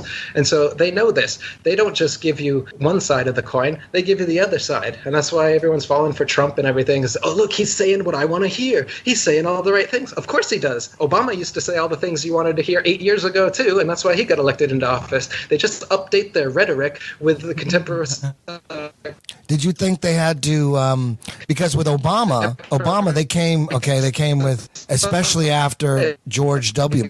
What's going on? You're breaking up a little bit. You might want to just... And then they spout it, and then they go... We can't hear anything. We should just let him, charge up. Let's just reconnect. Okay. He needed a break. Yeah. Yeah, Trump could be part of the whole program, because based on CIA whistleblowers, based on what they say, CIA is designed to just destroy economies and just go in there and fuck up countries like they've done in every South American, Central American country. All of them are in shambles economically. And that's the way it is. You take a country that's easy to control when they crush the economy, easy to control. I just got back from Brazil 2 weeks ago, and it's like, how the fuck you're going to tell me this country that has all the resources in the world, has the best soil to do all this, and and I'm driving through the slums. I'm like, how is this even possible? How did this get this way? Obviously, this wasn't an accident. It's not a complete shambles because it is an accident, because accidents correct themselves. People are always working to get better. Nobody's working to get worse unless you're being unless somebody's putting holes in your boat on purpose or blowing your boat up. Either way. Yeah. Every country south of America, Mexico, all the countries, Africa, all of them, just on this side, all of them are in shambles. They're all third world type countries. You don't think they're trying to do that here? I think it's the easiest way to control, because the globalists, the people that are running the planet, I'm guessing they're not all American. I'm guessing they don't give a shit about a country. I'm guessing that it's all about control with them. It's easier to control a country when you have them broke down. They're all fighting against each other. Yeah. Ignorant. You keep them ignorant. You keep them dumb. You keep them put them on poor. Put them on government food. Put them on government health care. Put them on all that shit. So if anybody steps out of line, boom, you pull the plug on them. Bam, boom. What? Boom, bam. You there, Eric? Yep. You got it. We lost you for a while there. We lost you, man. Yeah. Sorry. Yeah. So, enough about Alex Jones. But let me say this about Alex Jones. I think there's I mean, I know you think he's like getting paid to say certain things and all that. I don't know. Anything's possible, I guess. But you know, Alex Jones was on JRE, and that's the biggest podcast of all time, right? So whatever anybody thinks about Alex Jones, that podcast is the biggest podcast of all time. He did take a lot of people who were completely asleep and kind of get their eyes open. I mean, that's why it was the biggest podcast of all time. The biggest show of all time. And he got some people that were totally asleep, and he got them to wake up a little bit, even if it's just JFK or you know, Pizzagate or Tower 7 or chemtrails. Even if it is something like that, you know, you can't go from being totally asleep to believing in the flat earth theory. You got to bring them along. You got to, you know, explain Tower 7 a little bit and kind of wake them up. You don't want to jump into the crazy shit right away. There's a way to do it. You know what I mean? You don't want to jump into so whether Alex believes in flat earth or not, I believe he's just like most people that think it's so crazy. I believe he thinks you're crazy, and I believe he thinks that you're a waste of time. And most people do. Most people don't believe you. I love the things you're saying. I love the way you break down NASA science. I love that shit. I love the way you break down what we were brought up to believe. I love that shit. But most people don't. And just because Alex Jones doesn't want to have anything to do with you, I get it, you know, because I was that way. I was, you know, if someone would have introduced me to you a year ago and you were trying to come at me with flat earth, I would think you were the biggest fucking idiot ever. And I would tell you that. And maybe I wouldn't tell you that. You know, I know you do Wing Chun. Maybe I wouldn't say anything. But yeah, I get it. So my point is, Alex Jones goes on JRE, opens up, he cracks open a lot of brains, even if it's on the low level conspiracy. And even you yourself, you said, I've heard you talk about how you got into flat earth at first. You got into Alex Jones, you got into 9/11, JFK, and then you thought Alex Jones was a gatekeeper, so then you moved up to different levels of conspiracies. But even just that, you could say he is the gatekeeper. He did open the door. So whether he's getting paid by Israel or whatever that is, we're right here, me and you talking. You know what I mean? And people always tell me Alex Jones is a shill. You're not the only one. I've heard that by so many different conspiracy theories, and I think a lot of it has to do with you're on different missions. You know, if you're on a mission to wake people up about healthcare or whatever, that's your mission. If you're on a mission to wake people up about what's going on in Africa, that's your mission. If I'm trying to explain apartheid to someone and I get into nuclear bombs don't exist, that's just going to kill everything. You know what I mean? And you could say, but you know, the reason you got to understand that to understand everything, whether he's controlled opposition or not, it's like, you know, I think, he's opened up a lot of people's eyes on that podcast. Then I ended up going on his show, dropping, flat earth bombs and, you know, that dinner conversation we had. So it's all like, I'm not mad at Alex Jones. You know, he's got his thing. He's into Trump, whatever. Maybe Trump is a big trick. Maybe he's part of it and doesn't know it. But to me, he's just a guy who doesn't need a teleprompter. And I mean, very few people can do that. No teleprompter and can go for 6 hours straight, dropping all sorts of political stuff, political documents and CIA documents and chemtrail this and healthcare here and NSA here. He's on that level. There's nothing wrong with that. Everything he said, like he's saying, like 90% of the things he says, I agree with, and it seems like he's into, his family, and he's into, Americana, as he says.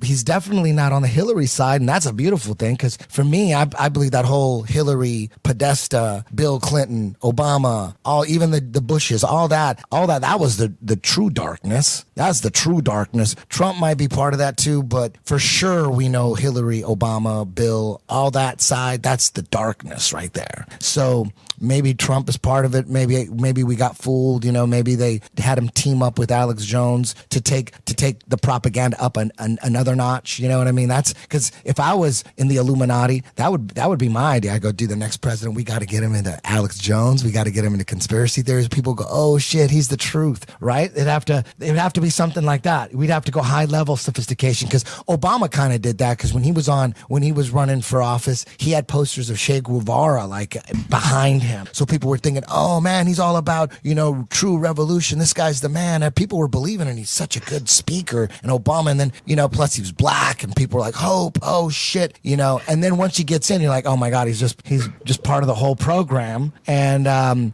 maybe we'll find that out about Trump too, but I don't know. Trump looked at CNN and said, you're fake news. And then he said, you're very fake news. I like that. I like that. Because we know CNN is 100% propaganda, right? CIA? They know you like that. That's why he's saying it. Like I said, it's all the rhetoric. It's the updated version. Oh, that's falling for. Yeah, that's what I'm thinking. That would be the most sophisticated thing they could do is have a president who's in the middle of waking up to conspiracy theories. Holy shit, right? You think that's what it is? Absolutely. Alex will wake up to this eventually once he can't not wake up to it anymore. He can delete your videos now and pretend that he doesn't know who Eric Dubay is and all this. He's not going to be able to do that for long. And soon everyone's going to come in and they're going to be saying like they knew all along and they're not part of it. They weren't part of the people hiding it.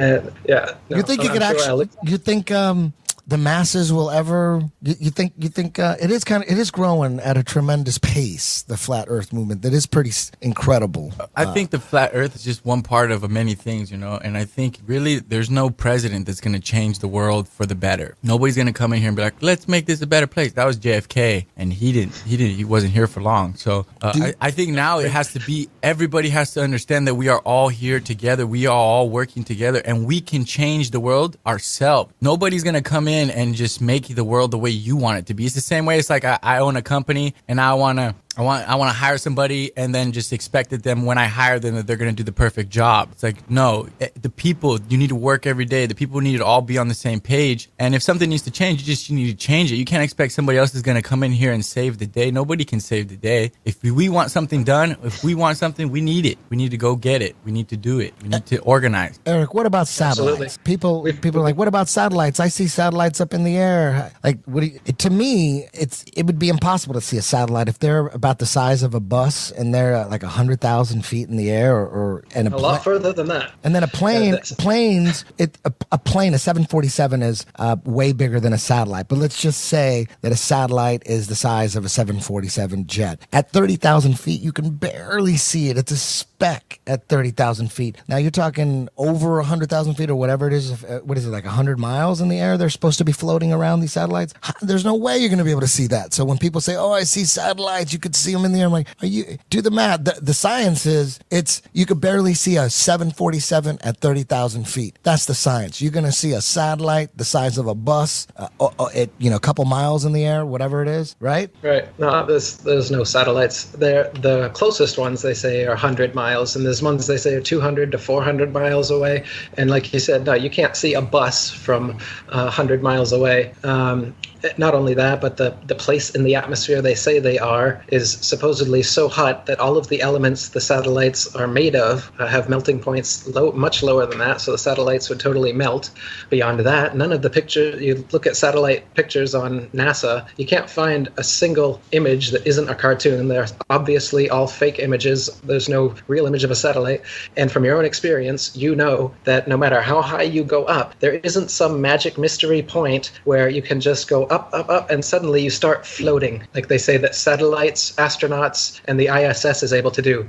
They say that the Earth and the atmosphere are constantly spinning. So the higher up you go in the atmosphere, the higher the rate of spin. So that where the ISS is, the atmosphere is actually spinning at 17,500 miles per hour. When you see those images of them like they're out in outer space in the stillness doing their little slow motion movements underwater, they say that they're actually moving at 17,000 miles per hour. And then they say that the atmosphere continues to go faster and faster to some unknown point where they won't tell us because it would collapse the whole nonsense if they did. But at some unknown point, the spinning, progressively faster spinning atmosphere gives way to non-spinning vacuum space, non-atmosphere. So there's like a point where you just pop out, and instead of coming right back down to Earth like everyone else, a skydiver, anyone else that's ever tried to go high up, there's this point, and then you float out and you're in a vacuum. And somehow they say a vacuum, a negative pressure system, can exist adjacent to a positive pressure system, an atmosphere, without a solid barrier in between. You know, that's impossible too. If you've got a spray can of deodorant, the only reason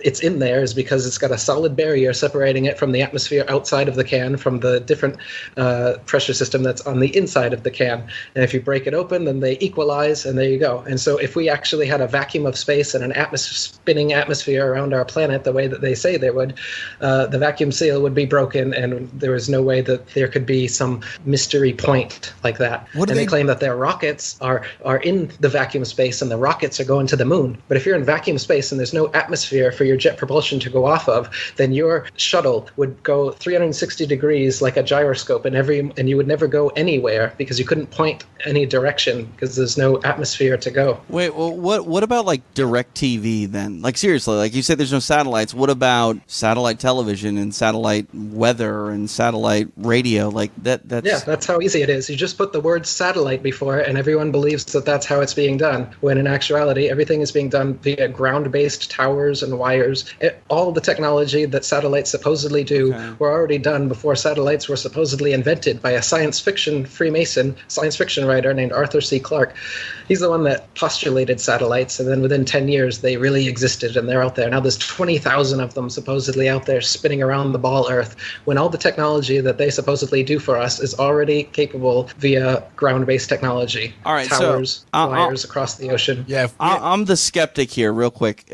When you look at satellite TV and you say it's just going over the air, then explain to me, if it's just going over the air, then the towers that would be feeding it would be underneath the clouds. If that's the case, why on a rainy day when I have satellite television can I not watch my direct TV? Because they tell me it's because the satellite can't get its signal to me because it's raining and the cumulus clouds are too big. Yeah, the ground tower can't get its signal to you during that day, and that's why. But they want you to believe they have gold foil wrapped metals up there spinning around in the atmosphere that's sending you signals, and that's why it's not getting there. But their technology is not nearly that good. The technology, so you're basically telling me that it's fed to me like a radio signal is, right, from an FM tower? Yes. Okay, from so a tower. Absolutely. Now when FM signals, I don't know if television signals are the same, but when an FM signal is transmitting on a cloudy day, it is actually better than it is if it's not cloudy, because the sun rays will destroy a radio wave. It eats it up. So that's why, like, for example, AM signals are better at night because they're not getting destroyed by the sun's rays. So on a cloudy day, the sun can't access the radio wave for an AM signal, so it comes in better. I don't know if that's the same for television, but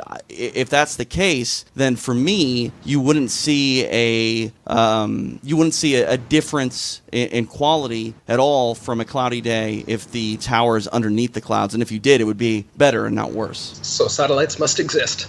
Now, if satellites existed in the positions that they say they are, they're all over the ball Earth. And if that was the case, then most satellite dishes, if not all, would be facing 180 degrees straight up, because your nearest satellite would be the best and clearest way to get a signal. But almost every satellite dish you're ever going to see is at about a 45-degree angle, and it's pointing towards the nearest local ground tower. It's not pointing straight up to satellites in outer space. That would be a ridiculous way to send this information anyway. Why would you send information hundreds of miles into outer space to just send it right back down to where you are when you have repeater towers all over the Earth anyway, and they just keep building more, these huge cell phone towers? Why do they have 1,000, 2,000 foot high cell phone towers if we've got satellites? They're building more and more of these all over the place. Explain GPS. Yeah, GPS. They just put a G before it and everyone thinks they're on a globe. GPS is just like Google Earth. It's just data that you map onto a ball, CGI ball Earth, and because of that, everyone thinks that it must be on a ball. But the data has been taken from this motionless flat plane that we live on, and then put onto a CGI, the Google Earth anyway.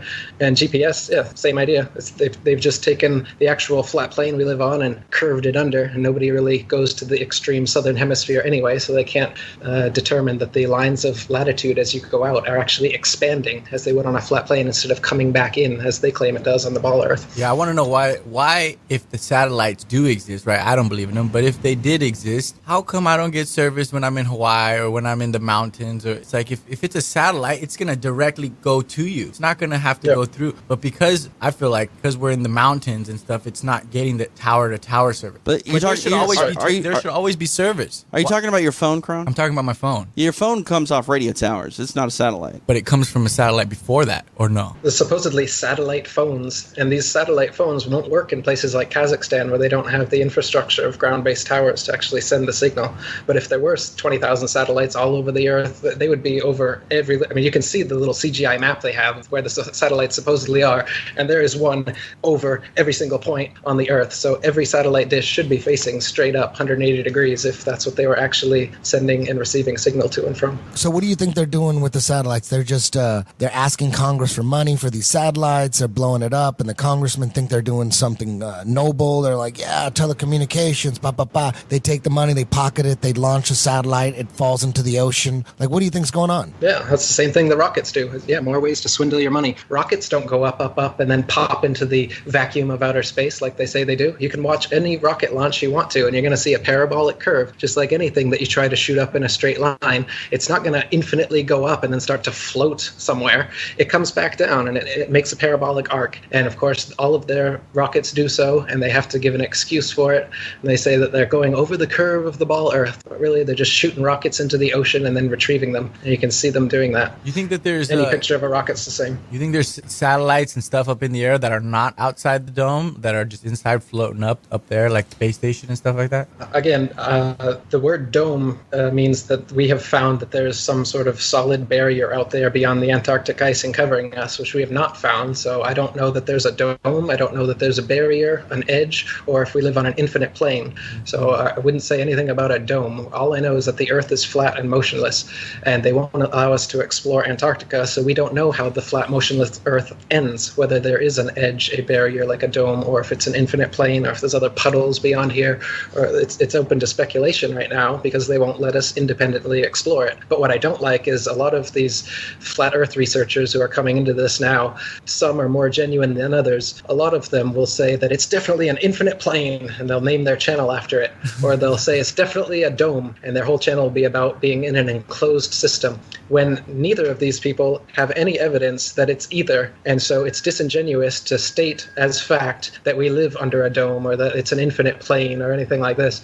And of course, this is what I expected when I started breaking this flat Earth information. They're not just going to let me do this. They're going to bring in their gatekeepers, like Alex Jones and like the others. They've got smaller gatekeepers for the flat Earth that they've brought in to distort the message. And they give fake flat Earth arguments, hoping that you'll reach them before you reach someone like me. And then you'll hear their stupid arguments saying that gravity's real, but the flat Earth disk is constantly rising, and that's what causes us to, things to fall. They'll give explanations like this, which to any sound thinking person will totally reject, and then they'll totally reject the entire flat Earth model based on these little bits of disinformation that are being given. And that's exactly what Alex Jones and the other gatekeeper disinformation agents do. They give you 80-90% truth, as we're saying, and that's how they hook people like me and others, because they are saying truth. But then at the same time, they're feeding you a bunch of lies, and they're trying to take you off course. And the flat Earth movement is no different. It's absolutely full of shills and gatekeepers and controlled opposition, giving you different maps and models. There's a square Earth. There's a heart-shaped flat Earth. They've got all this crap that they're coming up with, and it's to try and corral the movement so that you don't find genuine researchers first. You're talking about, well, Alex is the biggest podcast ever. He woke up new people.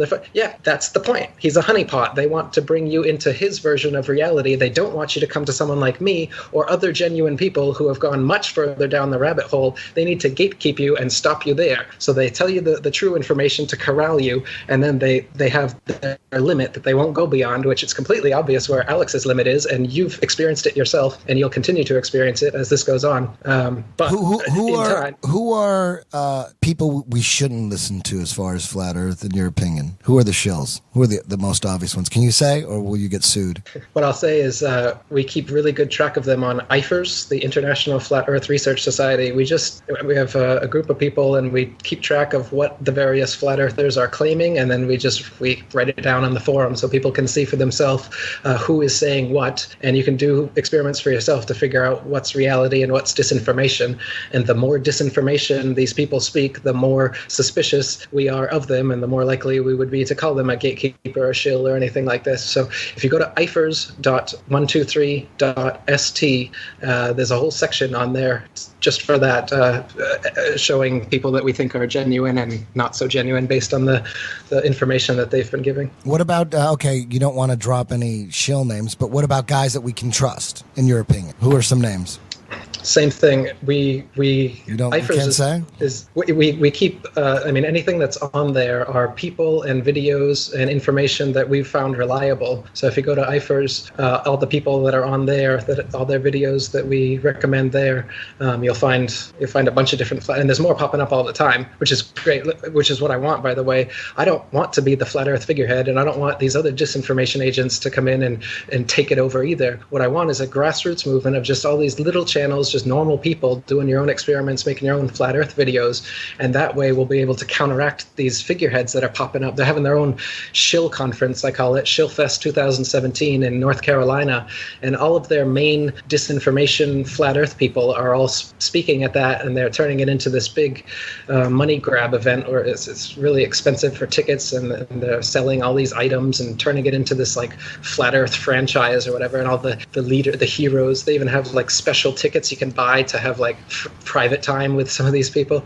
It's ridiculous. So they're trying to turn it into this circus of disinformation agents, and myself and others have exposed that on IFRS. So I recommend they go to IFRS. You'll find both who's genuine and the genuine information, and you'll see who are disinformation agents and why, and what kind of things they're saying and why we suspect them to be disingenuous.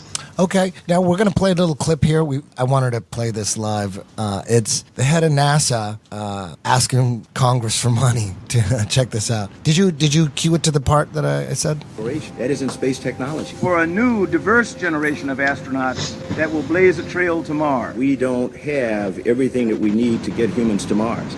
Because NASA and our partners Let it roll. Let it roll. I'm not sure that drive both exploration and economic growth. I have 1,600 more reasons that the state of our NASA is strong. The 1,600 new technologies every year that we develop, and the thousands of products, services, and processes that we help businesses transfer into the market for job creation and economic growth.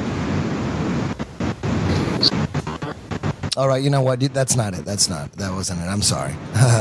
Yeah, you can kill that. I'm getting a lot of noise. Oh, okay.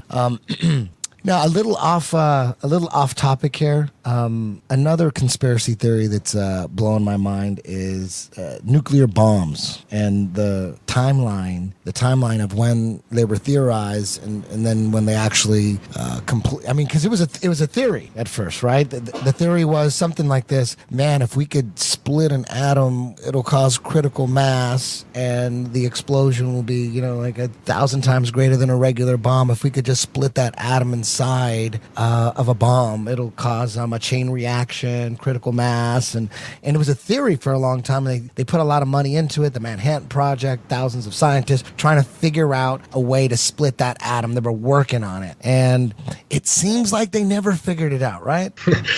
Well, the nuclear hoax is very similar to the ball Earth hoax in that the way to break it down will be to actually look at the footage. And when you look at the footage, you're going to find all these anomalies that show that the footage of most nuclear bombs are fake. And then the footage that is real has actually been done using TNT, non-nuclear explosions, just stacked up. So you make a huge explosion. But again, it's ground-based. They want you to think that they can have, nowadays, a suitcase. They want you to think that in the size of a suitcase that they can blow up a whole city. And this is the psyop, and it's fear-based mind control, trauma-based mind control. Just like they tell you an asteroid probably just loses. I remember when I Skype after a while. Skype is only as good as the weakest internet connection. So, he's in Thailand. So I don't know. I don't know if going right now. Yeah, he's still talking. He doesn't know that we're gone yet. So we'll get him back here in just 1 second. Are people hearing talking? No. People hear what we hear. So people are hearing me right now. We should at least tell him. Yeah, we're gonna get him. We're gonna get him Tell back. him to stop. Yeah, no. We'll get him back. back here. So, all right, Eric, we lost you for a second. You're gonna have to back up a little bit. We lost you like the last 2 minutes. We lost you. You were basically saying,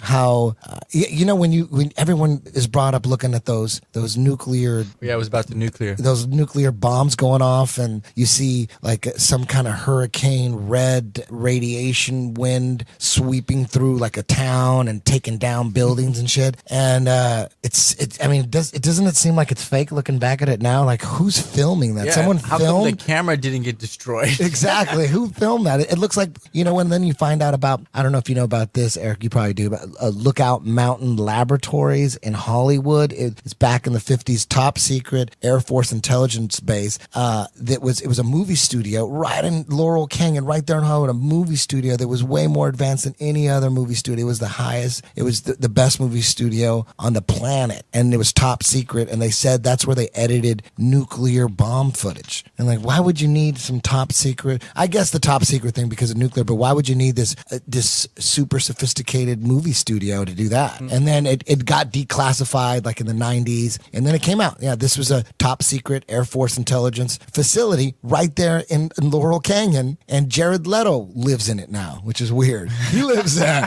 He owns it and lives there.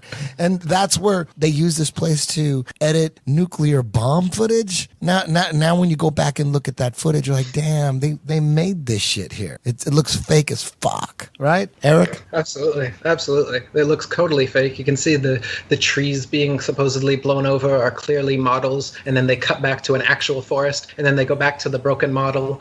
Like Kron said, you can see that the camera doesn't get blown to smithereens like the bus or the house or whatever it is that the nuclear blast is blasting, and the camera is right there within the blast radius, not more than 100 feet, say, away from it, and it not only does it not get blown away like absolutely everything else, the trees, the bus, the buildings, but it doesn't even move. It doesn't even like shake from the atmosphere. But maybe, but what if people say, hey, but they used a camera that was far away and it had a zoom lens? Like, is that even possible? Yeah, no, well, it's not that, because you can see that they're on model sets, and oftentimes the explosion isn't an explosion.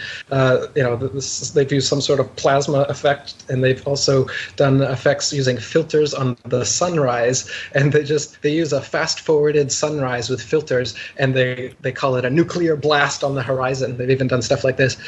And Hiroshima and Nagasaki is the main thing that people say. That's why they believe nuclear bombs exist. Most every major Hey, hold on. Hey, Eric, hold on.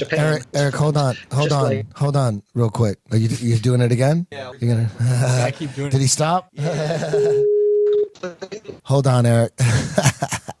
People get mad at the nuclear bomb thing, man. It's just something. Nuclear bombs are just another thing that we have to take some unknown scientist word for, I mean, I don't know what a nuclear blast looks like. If I see an explosion, how do I know if that's a nuclear bomb or a regular bomb? I mean, looking at a bomb or a missile, you can't tell if it's nuclear or not. I mean, the nuclear bombs, that's something that we got to take someone's word for. Some government scientists, aircraft carriers. There's no conspiracy theory that aircraft carriers don't exist. There's no conspiracy theory that tanks don't exist. There's no conspiracy theory that blue whales don't exist, because we don't need to take someone's word for that. But anything that we got to take someone's word for, especially corrupt ass governments, you got to always be suspicious. Maybe this science coming from the government is true, maybe it's not, but I'm looking at it like these are criminals. And if I could imagine some kind of money trail, I could follow the money in my head. If I could think of it, for sure they have already thought about it. I'm no genius. But if someone explains, like someone could come up to me and say, hey, you know how the government fucks you in this way that I would have never even looked into? And they're like, oh, I wouldn't even doubt it. If the money trail makes sense in my head and I wouldn't even have to look into it. I'm like, if he was, the odds that, if he's bullshitting about how corrupt the government is in this certain area, I mean, they're still corrupt. Maybe he's wrong about this, but I'm not going to go prove that. I don't know. Would you watch a YouTube video? No, I don't believe that. I believe the government is corrupt in this way and in this way and in that way, but not in that way. Those guys are like, they got one eye open. I'm like, dude, like if someone told me, I don't know. There was a John Gotti expert. I don't know anything about John Gotti. I know he's a criminal or whatever, but if some John Gotti expert told me, hey man, did you know that he murdered, district attorney in Miami? I wouldn't know. I wouldn't say, prove it. Unless you have proof, like he's a criminal, he probably had something to do with it. I don't really need to look into it. I believe you. You know what I mean? I'm not going to doubt you and question you on a criminal. So that's the way I look at the government. Anytime someone comes at me and goes, oh, you know how the government fucks you in this way? I'm like, I never looked into it, never thought about it, but here, tell me the story. And if it makes sense, I was like, sounds right to me. Eric, you got cut off again. You got cut off with nuclear bombs. With nuclear bombs. With Hiroshima. And Hiroshima are the main things that people talk about because that's when they were supposedly used. And Hiroshima and Nagasaki were firebombed just like every other major city in Japan during World War II. And most of the houses were made of wood and paper, so they just burned right to the ground. Now, there's radiation after any explosion. So as you're firebombing, there's going to be radiation, and you can take a Geiger counter to there as they did, and you'd find radiation. But they say that nuclear blasts, first of all, would come from a central point, and then the radius would be outward from there. You don't see that anywhere in Hiroshima and Nagasaki. There's not a central radius, and then everything is not tilting or slowly getting less damaged as you get farther away from that central point. In fact, both cities look just like all Japan's major cities looked after World War II, and they're completely firebombed from side to side, and there was no central point. And they tell us that if it was a nuclear blast, then for thousands and thousands of years, we wouldn't be able to live there, and there would be so much radiation, people would be dying of cancer, and there'd be mutations. But flowers and plants and trees started regrowing a month after. People came right back to live there a month after. People have been living in Nagasaki and no problem.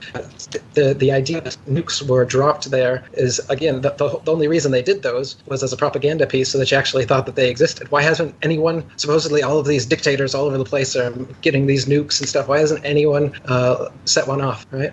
Well, people would say, oh, they don't, they're not stupid. They don't want to destroy the planet, right? Yep, that's what they would say.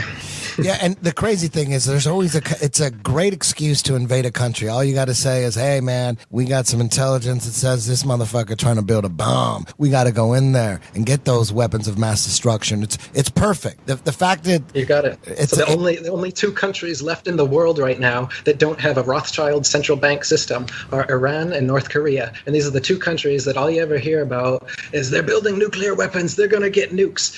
Well, what Iran and North Korea really are two independent nations that stuck their middle fingers up to the Rothschild central banking system that controls the entire world right now and won't even allow them in. And so all we get is propaganda about these places so that the public opinion will be swayed against them. And when eventually we have to go in there and create a democracy like we did in Libya and Syria and Iraq and Afghanistan and everywhere else that didn't have a central bank but now does have a central bank, this is the plan. And like I said, there's only a couple countries left, and they have these excuses like nuclear weapon, like they're the world police and they got to go and protect us from these earth-destroying bombs that they've created. Now, what do you think about North Korea? I mean, of course, I can never remember his name, Jill Song or whatever his name is. Of course, he's an evil dictator, right? Or is he a good guy? Like, I'm confused. Well, it's what's happening is you've got a world system that is trying to, like Kron was saying about South America, and you've got all these rich lands. People should all be wealthy. There's no reason that everyone should be living in slums. The world provides everything for us. Parasites that are sitting on top of us, and they're just siphoning and sucking all of the money and energy out of the population. And so if you get a leader who says, no, I'm not going to allow it. I'm just going to close off our borders, and we're going to take care of our own people. We're going to have our own money system. We're going to have our own food. We're going to do our own shit, everything, and fuck you guys. Then the rest of the world that's on this system says, well, that's not okay. We want you to open up to trade. We don't want you to have someone standing against our system. We want complete hegemony. We don't want to have somebody opposing us and potentially giving an alternate system like Gaddafi did. Gaddafi was going to reintroduce the gold standard and was similar to JFK. He was going to bring in a bunch of real currency into the market, and that would have trashed their fake fiat currencies that they're constantly floating and creating out of thin air. And so they had to kill him, just like they kill any dictator and demonize any dictator who's actually trying to help his people. Now, at the same token, I'm not going to say that, Kim Jong-il or any other dictators aren't completely benevolent or whatever. I'm sure that there's evil things or bad things that they may or may not have done. But the point is, what I want people to take home is that you're getting your information from the people who hate these people. You're not getting your information from these people. And if you do, I've watched every North Korean documentary that's out there. You have to say, and it's all they ever do say, is that he has brainwashed every single person in his country, because every single person in that country loves him and they love what he's done for North Korea, and they're against him. The West has done the same thing. Globalists, the New World Order, comes in and takes and puts everybody on this global system of theirs, the money, the one world money system. They've got fiat currency out of nothing. That's the main scheme. Am I gone again? You were gone, but now you're back. TJ, what do you think about this? I don't know, man. I'm taking everything in here. I have a lot of questions, and they're a little bit off topic on where we are now. But we're talking about Antarctica, and how we're not able to just go ahead and individually explore. Can we talk about that? Because yes, for as far as I know, didn't Metallica play a show in Antarctica or something like that? I remember hearing something like that. And here's another thing with the Antarctica thing, Eric. There was a guy, an astrophysicist. I think he was from either Austria or Bulgaria. His name was Auguste Piccard. He was supposedly in the 50s the first one to go 100,000 feet in the air in a balloon, and he had a little submarine little thing attached to it, and he went up 100,000 feet, and then he apparently said that at that level the Earth appeared to be a flat plane with upturned edges. What do you know about Auguste Piccard? Yeah, well, he's just saying that at the time people said that the Earth was a ball, so that the point right below you should be the closest point to you, and the points furthest away should be coming away from you. But what he actually saw was the opposite, where the furthest point from his point of view was right below him, and the horizon on each side of him rose up. So it gives the appearance, of a concavity, so to speak. But what you're really seeing is just a flat plane, and the law of perspective is bringing the ground up to your level. Like I said, if you're actually on a ball, no matter how big that ball was, the horizon wouldn't rise at all. It would stay exactly where it was, and no matter how high you would able to get, you'd have to dip your head further and down to see it. But it's exactly at half of your vision. Half your vision will be sky, half your vision will be ground, because that's the law of perspective. It doesn't matter how high you go, because the Earth is flat, and the plane that we live on, the way we see it, is this point perspective, like all art students are taught. It's not a spherical thing that curves away from you. Now talk about Antarctica and the treaty that I think it was 1958 or something, where they made a treaty where no one's allowed to go deep inside. Yeah, that's like we were saying earlier, just after this guy comes back from his military mission to Antarctica, telling everybody that there's untapped resources and all this new land that nobody's ever seen over there. Within a couple of years, the Antarctic Treaty is signed so that no independent exploration of Antarctica is allowed outside of their pre-packaged tour groups, like you were talking about, or their little concert. Yeah, so Metallica or whoever plays a concert in Antarctica, so the Earth is a ball. Again, it's just they're doing these little propaganda pieces to make it seem accessible, to make it seem like this stuff has happened. None of the such has actually happened. Jarl Anderhoy, people who actually try to independently go there, they get caught, fined, put in prison, turn right back around. Rodney Clough is another one. So independent people who want to go there, and they don't tell the government first, they don't pay money to these little travel organizations to have their photo op on the pre-approved spots in Antarctica. People who want to actually independently travel for themselves have been arrested, and there's a treaty preventing it, so that it's being patrolled. They don't allow anyone to get to the edge where they, not the edge of the Earth, but the edge of the oceans, which is where it's contained by the ice wall. How have these people tried to access Antarctica? I mean, I assume it's by ship. Has anyone tried to put a bunch of fuel in a plane and fly over the damn thing where they can't literally be stopped unless they're shot out of the air? Not that I know of. As far as the plane, the people who have gone on ships. There's some speculation. People have wondered about Amelia Earhart, that kind of thing, but that's all speculation. As far as I know, nobody has tried to take a plane and just go south and see how far south they can go.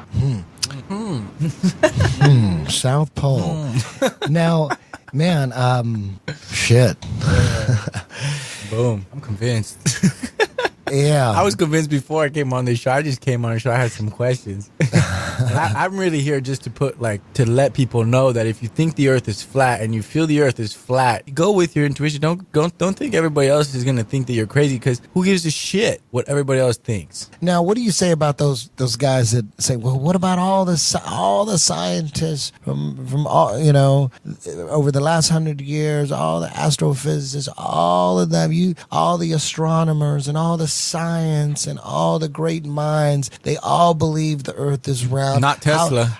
Tesla didn't think Tesla didn't believe in gravity. Yeah, not Tesla, not Michelson, not Morley, not Sagnac, not a bunch of these non-establishment scientists. They give you their Freemasonic establishment scientists that they promote and the theories that they promote.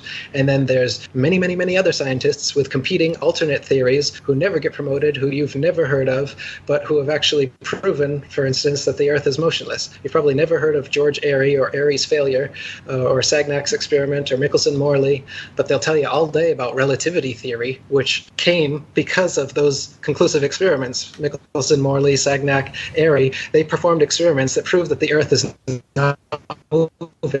I think he said they proved that the earth is not moving. He didn't come up with any science. There's no science to prove relativity. It's all philosophy. It's just an idea. It's a thought experiment.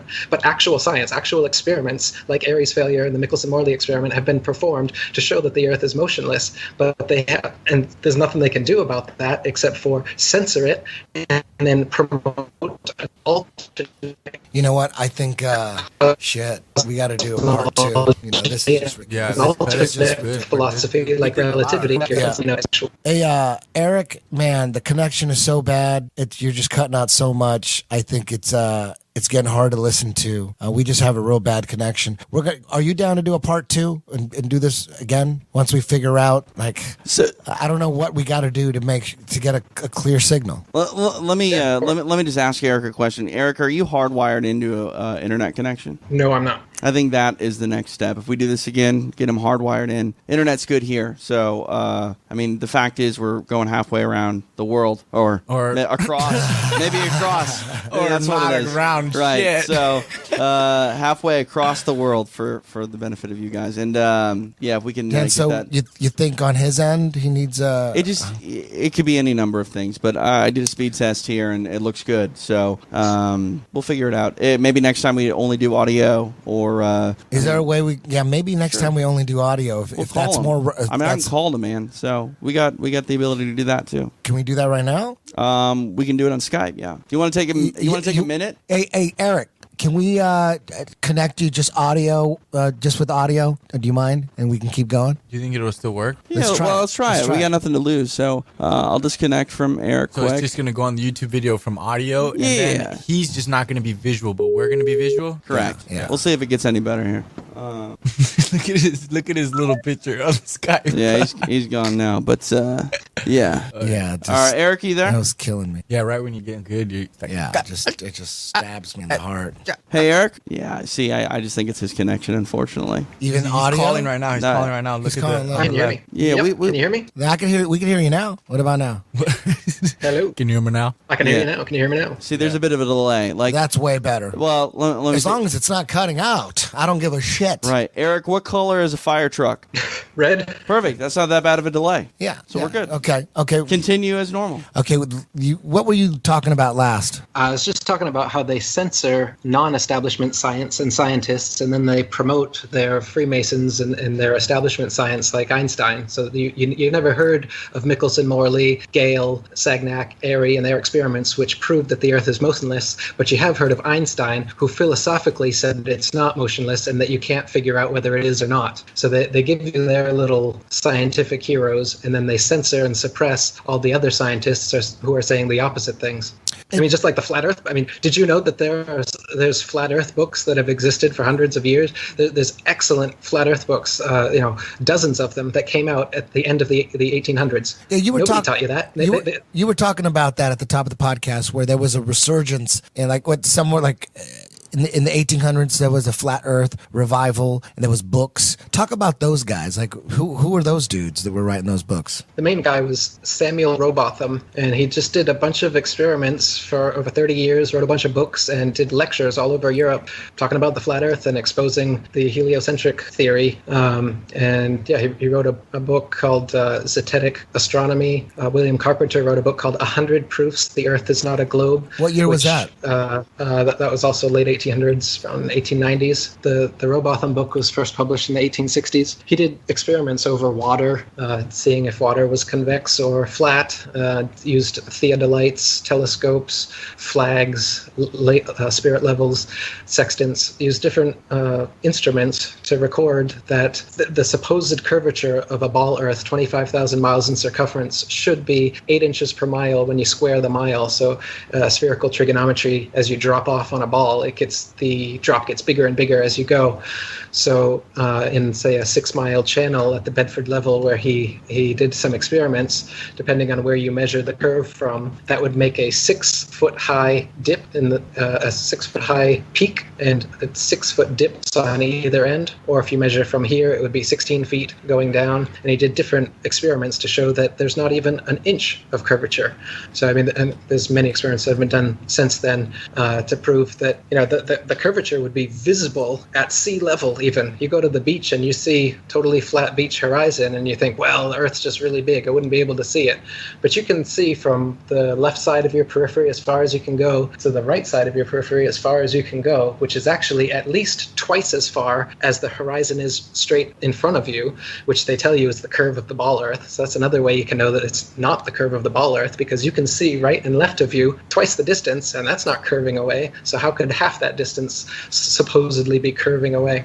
TJ, what do you think about this so far? Is he getting you? No, but no? Here's the problem. Okay. I've done this thought. I've had this thought my entire life about the Earth being round, right? Like, I've been told that. Yeah. And you're not going to be able to convince me on one conversation. Like, this is something that I'm going to have to go ahead and research, even if I want to. Like, that's the question. Like, to me, I'm open to the Earth being flat, but why would I care? Why would I give a shit? Like, I'm not going to fall off. I understand that I'm not going to fall off. If there is a flat Earth, you guys are telling me that I can't even get to the edge because I can't get to Antarctica, and that's the key to getting to the edge. So as a guy who makes podcasts for a living and is consumed with mixed martial arts, what do I care whether or not the Earth is round or flat? Eric? Well, if you care about truth, then you should absolutely care. And if you care about your existence and humanity's existence, then you should care where we came from and what we're living on.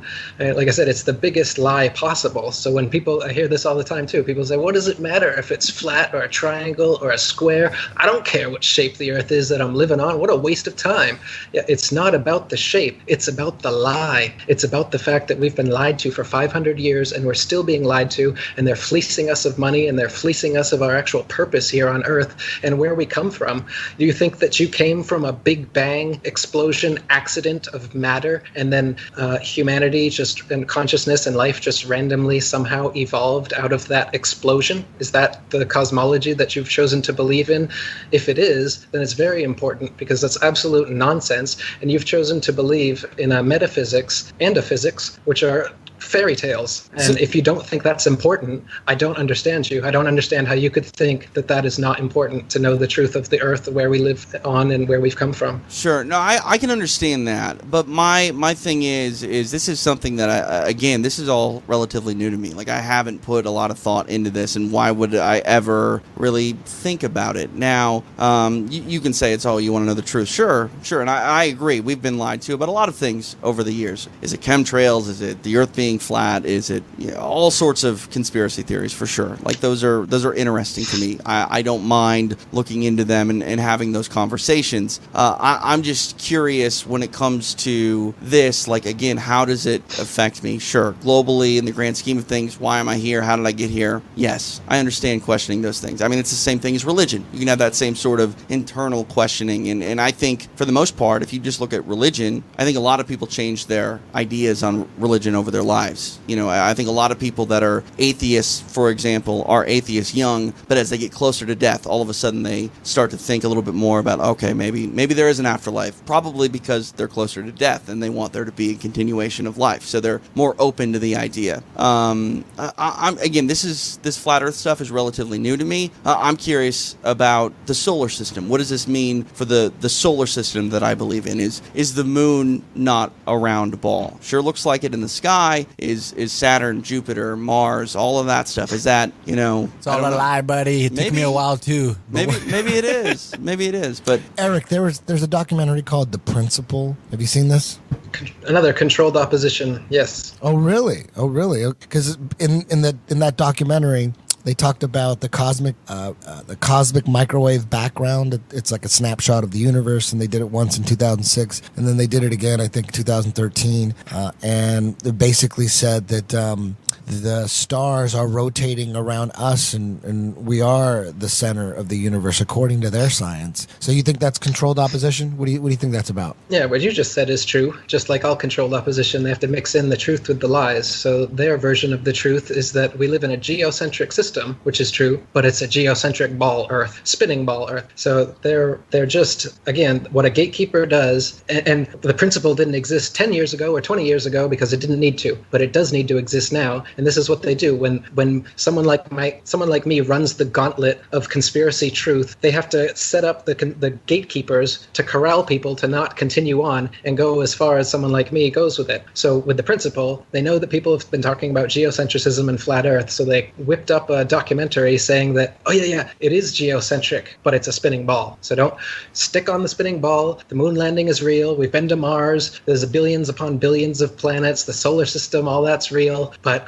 the Earth is the middle part, not the sun. That's it. That's all the whole friggin' documentary is about, is they want to change your little perspective from the sun-centered to the Earth-centered cosmology, all the while not talking at all about the fact that we're on a flat, motionless plane here and everything is revolving over and around us. They keep you with their space balls. So it's just yet another space ball documentary where they give you a little bit of truth, geocentrism, and then feed you the usual pack of lies, the whole solar system, Big Bang, evolution nonsense. Well, for me, it just made me more sure that the people at the top of astrophysics and all the scientists and professors, to me, it just proved that they don't know anything. And that makes me lean more towards flat Earth, even though that documentary, The Principle, had nothing to do with flat Earth. It did have everything to do with what we're on being the center of the universe based on their data and their cosmic microwave background images. I mean, mainstream science is saying we are the center. They didn't say that we're the flat Earth, but I took that as, oh shit, there's more evidence and that the Earth could be a flat plane based on that. So I think that controlled opposition thing, I don't think it's working. I think it's making people more open to the possibilities that we are living on a flat plane. Do you understand what I'm saying? I hear you, but imagine if they went to my documentary instead of the Principle documentary. I'm not able to make as high quality a documentary as these people are. I don't have the distribution that these people do, but I do have the truthier truth than these people do. They're just taking you a little bit and then they're packaging it so well that you think, oh, this must be what it is. Just like Alex Jones. They want you, they're giving you your figureheads so that you don't get all the way. And you're saying that, well, isn't it good that they at least took you part of the way? But you're not seeing the intention of setting these things up along the way anyway. If these people weren't there, then you just would have found me right from the beginning, just like everybody would have. If they didn't set up gatekeepers with half-truths, you'd obviously find the real truth right away. And the real truth shines so bright that eventually you guys find me anyway, or you find other genuine researchers who are talking the truth. And then you see someone like Alex Jones who says that the Jews have no involvement in the world conspiracy whatsoever. We've been to the moon. The Earth isn't flat. Hang up the phone. Eddie Bravo, we're good friends. Let's come on the show. But then I'm going to censor you. I'll put your video up and then I'll take it down. And then I'll pretend that I'm for the truth. But my audience just doesn't. My audience likes bone broth, Eddie. My audience doesn't like truth. My audience can't handle, right? They can handle the ridiculousness that Alex Jones spits all day long, but they can't handle that the Earth might be flat, right? All the other crap that he talks about, that's fine, but the flat Earth, all my ratings would go down. People wouldn't believe me. Bullshit. Nobody knew who I was before the flat Earth. I've been doing this for years. I wrote many books before I wrote about the flat Earth. Nobody knew about me. People know about me now because I'm one of the only people actually legit talking about this truth without bringing in a bunch of nonsense like the other shills do. And so when these controlled opposition gatekeepers come up and people are like, well, isn't it good? I mean, I saw him first. Like, if I didn't see him, maybe I wouldn't have gotten to you. No, you would have gotten to me right away. You would have gotten to the genuine people right away if the disingenuous people weren't set up there to corral you beforehand. It's sophisticated, man. And of course, Trump and Alex Jones are part of it. I'm not gonna lie. When I the first thing I saw on Flat Earth was that, like, I was looking through my thing and like something came up about Flat Earth, and I watched it, and it was just completely making jokes about it, you know. And I was like, oh, well, that was kind of like a letdown. I thought I was gonna get into something pretty crazy here, and then it was all bullshit. It was all like just talking shit about it, and I was like, oh well. And then I was like, wait a minute, let me do a little bit more searching here, and and then I did. Same thing, man. I searched for a while, and then I got to you, right? But at first, I was like, I'm gonna find something here, and it was like completely like everybody talks about flat Earth. It's like, you're ridiculous, ridiculous motherfucker. Look at us. Yeah, we're over here walking on a fucking planet spinning. Yeah, I came across the Flat Earth Society website first when I started looking into flat Earth, and they are of obvious controlled opposition with their arguments like the flat Earth constantly rising to account for gravity, and that turned me off from it. So it did the exact opposite of what Eddie is saying controlled opposition does, and it did exactly what controlled opposition wants to do, which is turn you off from the subject. I thought that is the most ridiculous thing ever. I'm not going to bother waste my time with the flat Earth anymore. So I went away from the subject for almost a year because I met one of their controlled opposition disinformation sites first. You mean the Flat Earth Society? Is that what you're talking about? Yes. The original Flat Earth Society was called the International Flat Earth Research Society, IFRS, which is what I restarted, and I'm the non-official president of that because I've called myself the president. I restarted it. It existed before the Flat Earth Society, 13 years before it did. The Flat Earth Society came up as a controlled opposition group because IFRS was being so successful in spreading the Flat Earth truth. So they came up with this other Flat Earth Society, and because it had the Mason money behind it, this guy was on TV all the time bringing a rock saying, I just went to the edge of our flat Earth and I almost fell over, but I was saved by this rock. I'm the president of the Flat Earth Society. And he makes the whole thing look ridiculous, just like David Icke and Alex Jones screaming and talking about reptiles. They make that look ridiculous. So they have the way to prevent these truths from coming out is you have to set your gatekeepers up to say a bunch of nonsense and a bunch of good stuff to corral everybody so that nobody gets to the real information, like happened to me. I was turned off from the flat Earth because I found that shit first, and then eventually I found the old 1800s books, which was not controlled opposition. These are written by legitimate, everyday guys doing experiments, and that's what brought me back to it. And this is what I'm saying: if all that was available for flat Earth content on the internet was genuine people like this, everyday guys doing experiments, it would be faster than it is right now. The flat Earth movement has been slowed down by these people, not heightened by them. All right, so go ahead. James, what do you think? What do you think? Get on the mic. First of all, I need everybody that has a mic say this is not done to enslave the black. Because I can see all my friends listening and looking at this saying, those white boys crazy.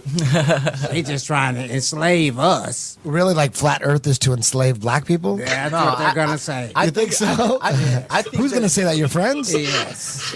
You have friends that are going to say it's all a black That's thing. going to be the first thing they say. Those white boys crazy. They just told us all that so they can enslave us again. That told us the globe model or the flat Earth model? Everything you're saying.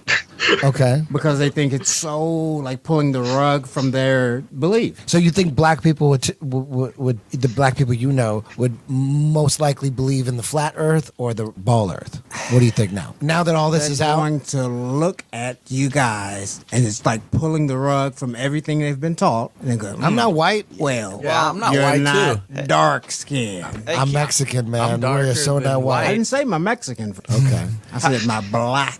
Okay, no. So now, what do you think? What do you, based on everything you've listened to? What do you think? You're a Christian man. Because you're you're a God-fearing Christian. Christianized. Yeah. We got Christians believe, hardcore Christians believe the Earth is flat, right? I would think so if they actually look at Genesis and go, oh, wait, all land, then water came and separated everything. Okay. So what do you think? You think Eric Dubay's onto something? That's the first thing. Remember, you gave me his name. That's the first thing I went to. Of course, I saw a lot of stuff, too. Oh, so you've already listened to him before? Yeah. Oh, I okay. said, I got to at least find out something about this before I go on there. So I've been listening, and I love all the questions you guys been bringing up. That's what people have been sending me. The questions. Yeah, but what about this? What about that? What question do you have? You have any questions, or have they all been answered? I've actually been answering them. I said, I can't ask anything now. Did we? So you hit everything. Really? Yeah. I've got one question before you wrap up, because obviously everyone has a lot of opinions on the Earth. I want to know if everyone in this room is on the same page about how old the Earth is. How old do you guys think our planet is? I don't know. There's no way that I would know. I'd have to take some unknown scientist's word for it. I would. Right, but I they're mean, gonna say 5 billion. I don't. Who knows? Yeah, it's There's old, no way. Old as fuck, and whoever I think our civilization, human beings, were way more high tech, way more evolved in every which way before. I think that's the truth. Like, and then we came in for whatever reason. Now we're like starting all over again. You know? Yeah. Well, Eric Dubay's got a pretty interesting video called "Dinosaurs Don't Exist," and that's another one. When you first hear that, you're like, "What? That is the dumbest shit ever." Of course they exist. Everybody knows. That epic battle of the Tyrannosaurus Rex versus the Triceratops. Everybody knows that shit. I saw it at Disneyland. Everybody's rooting for the Triceratops, right? Triceratops underdog with the horns. Tyrannosaurus Rex is fucking just pissed off, rah, running through the jungle, rah, and then he runs into the Triceratops, and nobody was going for the T-Rex as a kid, right? Those epic books, it's always a Triceratops, Land of the Lost, same shit, right? And the one thing I found out from Eric Dubay's Dinosaurs Don't Exist video is, I didn't know this. I didn't know that all the skeletons of dinosaurs that you see at museums are all replicas. Like, apparently they don't bring out the real bones because they're sensitive and they lock them up. And so what we're seeing are replicas of the bones they found. When I found that out, I said, if that's true, I don't know if it's true, but if it's true that all the dinosaur skeletons that we're seeing in museums are replicas because the real ones are too sensitive and they got to hide them, that's a fucking huge red flag for me. I'm like, the only reason the skeleton of a dinosaur is amazing and it looks cool is because it's an actual skeleton of a dinosaur. If it's not real, if it's a replica, you might as well put fake skin on it. Sure. Put fake skin, put the teeth in. Why are we looking at a fake skeleton? Well, for it to be a replica, it has to be real. Otherwise, it's just fake. Yeah, but it's only cool if it's real. Right, no, I agree with you. It's never cool if it's replica. I agree with you, but like, so for example, I brought this up to my wife the other day, and she's like, yeah, but in high school, I went to an archaeological dig site, and we saw them brushing the dirt off of the bones. It was in Omaha or something like that. So now, how do we know they're not? Right. Because they're finding shark teeth in Wyoming or whatever, Montana. How do we know they're not finding giant blue whales in Utah? And they're thinking, oh, shit, there's no way this could be. They're not even thinking, like in the 1800s. When you look at the timeline of when dinosaurs were discovered and all these guys discovering bones, and there's all the fraud and the scamming that was going on. There was our dinosaur bones that we grew up seeing in museums. There's a lot of history of scamming and fraud. When you look into it, you're like, oh man. So Eric, there's fraud in everything, though, yes. right, Eddie? Like, yeah, but when it comes to something that we can't verify for ourselves, these bones existed millions and millions of years ago. How do we know? Again, it's some shit we got to take their word for. We can't. It's another thing. So Eric, can you give us a rundown on the dinosaur hoax? Yeah, I want to know about that one too, because I don't know anything about that. No, you never heard that? Yo, he's all over dinosaurs. Just get in it. Get in it. Well, it's like Eddie said before, they want you to think that being smart is to regurgitate whatever information they've fed you and to be able to repeat that on command understand, and that's what a smart person is. But is it really that smart to believe in something that you haven't seen yourself, you haven't experienced yourself? When they say that there was terrible lizards that existed 65 million years ago, and you've never seen those lizards, you've never even seen the bones that supposedly exist of those lizards. Actually, bones don't exist. They say fossils do, which is bones that turn to rock. So if they ever did come out and try to show you a real bone, they would say this rock is a fossil, and this fossil is a bone, and this bone was a dinosaur. There's the proof. But they don't even show you that. They give you cast replicas that they show you in the museums. So it's not a smart thing for you to think that nuclear weapons exist just because you've been told they do when you can't confirm it yourself, or that the Earth is a spinning ball just because they told you and you can't confirm it for yourself, or that we've gone to the moon, or many other things that we talk about here. All we're doing is being skeptical. The very thing that the scientific establishment talks about, the Skeptic Society and Randy, what's his name, and all, they've got, the Penn and whatever, Gillette, what's their name? They got all these people, bullshit. They got these things set up, and they call themselves skeptics. And then they have Mythbusters or whatever, and then they show, oh look, we're skeptical of the moon landings, so we set up some experiment and we proved that moon landings are real. We heard about flat earthers, so we set up an experiment, and now flat earthers have been debunked. And this is what passes for skepticism in today's society. The Mythbusters and all these other people I'm talking about, these shows and these people that they call skeptics are the mainstream establishment people regurgitating everything the mainstream scientific establishment tells you, and they say we're being skeptical. I am skeptical. Eddie Bravo is skeptical. We just don't believe any old bullshit that somebody tells us because it was in a textbook and some scientist with a white lab coat said it was there 65 million years ago. We just have that little disconnect where we say, I'm going to be skeptical. I'm going to say maybe they existed, maybe they didn't. But I'm not going to say, oh, of course dinosaurs existed, you fucking retard. Are you kidding me? Everybody knows the Earth's a spinning ball.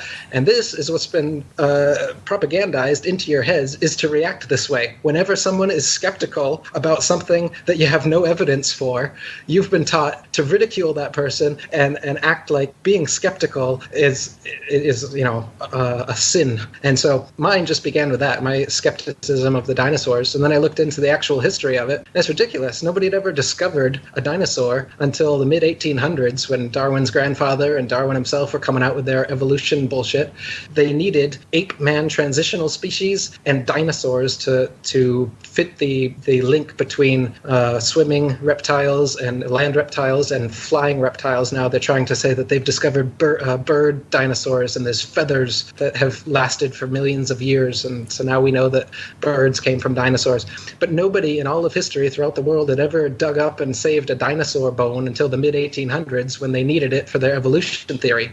And then shortly after that, they're finding them all over the place. They found dinosaurs. But then people started analyzing them and finding out that about a third of the original dinosaur species that they came out with, the Bone Wars, when these two Masons were going head to head, coming up with, discovering hundreds of new dinosaur species per year. And it came out that a lot of these were totally fake. And even the ones that weren't fake and are still heralded as being real were complete mock-ups that they did from, say, 3 teeth and a thigh bone, or something along these. The first dinosaur was that. It's called the Trachodon, Toothosaurus, because they just found 3 teeth. And it's 3 teeth, it's a dinosaur. And they made all the bones, and they put the skin on the outside of it. It's just fantasy. You know what a Tyrannosaurus Rex looks like? It looks like they found a big-ass kangaroo. If you think about it, right? Little arms, those legs, that long tail. It looks like they just found kangaroos, right? A lot of them, yeah. A lot of them are mixed bones of different species. They take whale bones and elephant bones and mix them together. Did they ever find? Do they ever claim to find a complete head of a Tyrannosaurus Rex? Do they claim that they found a whole head? And I mean, there has to be a date of when they found this, or maybe they found a bunch of complete Tyrannosaurus Rex heads, or are those all just made up? For the longest time, they hadn't discovered a Tyrannosaurus skull, but I think recently they're claiming that they've discovered one at Lucy. It's 98% complete, but you can't see it. You can just see the replica, but we promise it's real. I think that's the latest one they're trying to push. So they never claimed to find, because the more you look into dinosaurs, of course, man, the dinosaurs are for kids. They're like in kids' books. It's like a kid thing. So is Monkey Men, by the way. The ape men, the Lucy ape man, Piltdown Man. You look into the history of these supposed ape-man transitional species that they've been finding since the mid-1800s. Every single one of them has been debunked, including Lucy, which is one of the latest ones. They just take a bunch of human bones and ape bones, mix them together, and they say, look, it's a Neanderthal, it's a this, it's a that, it's a Cro-Magnon. They come up with different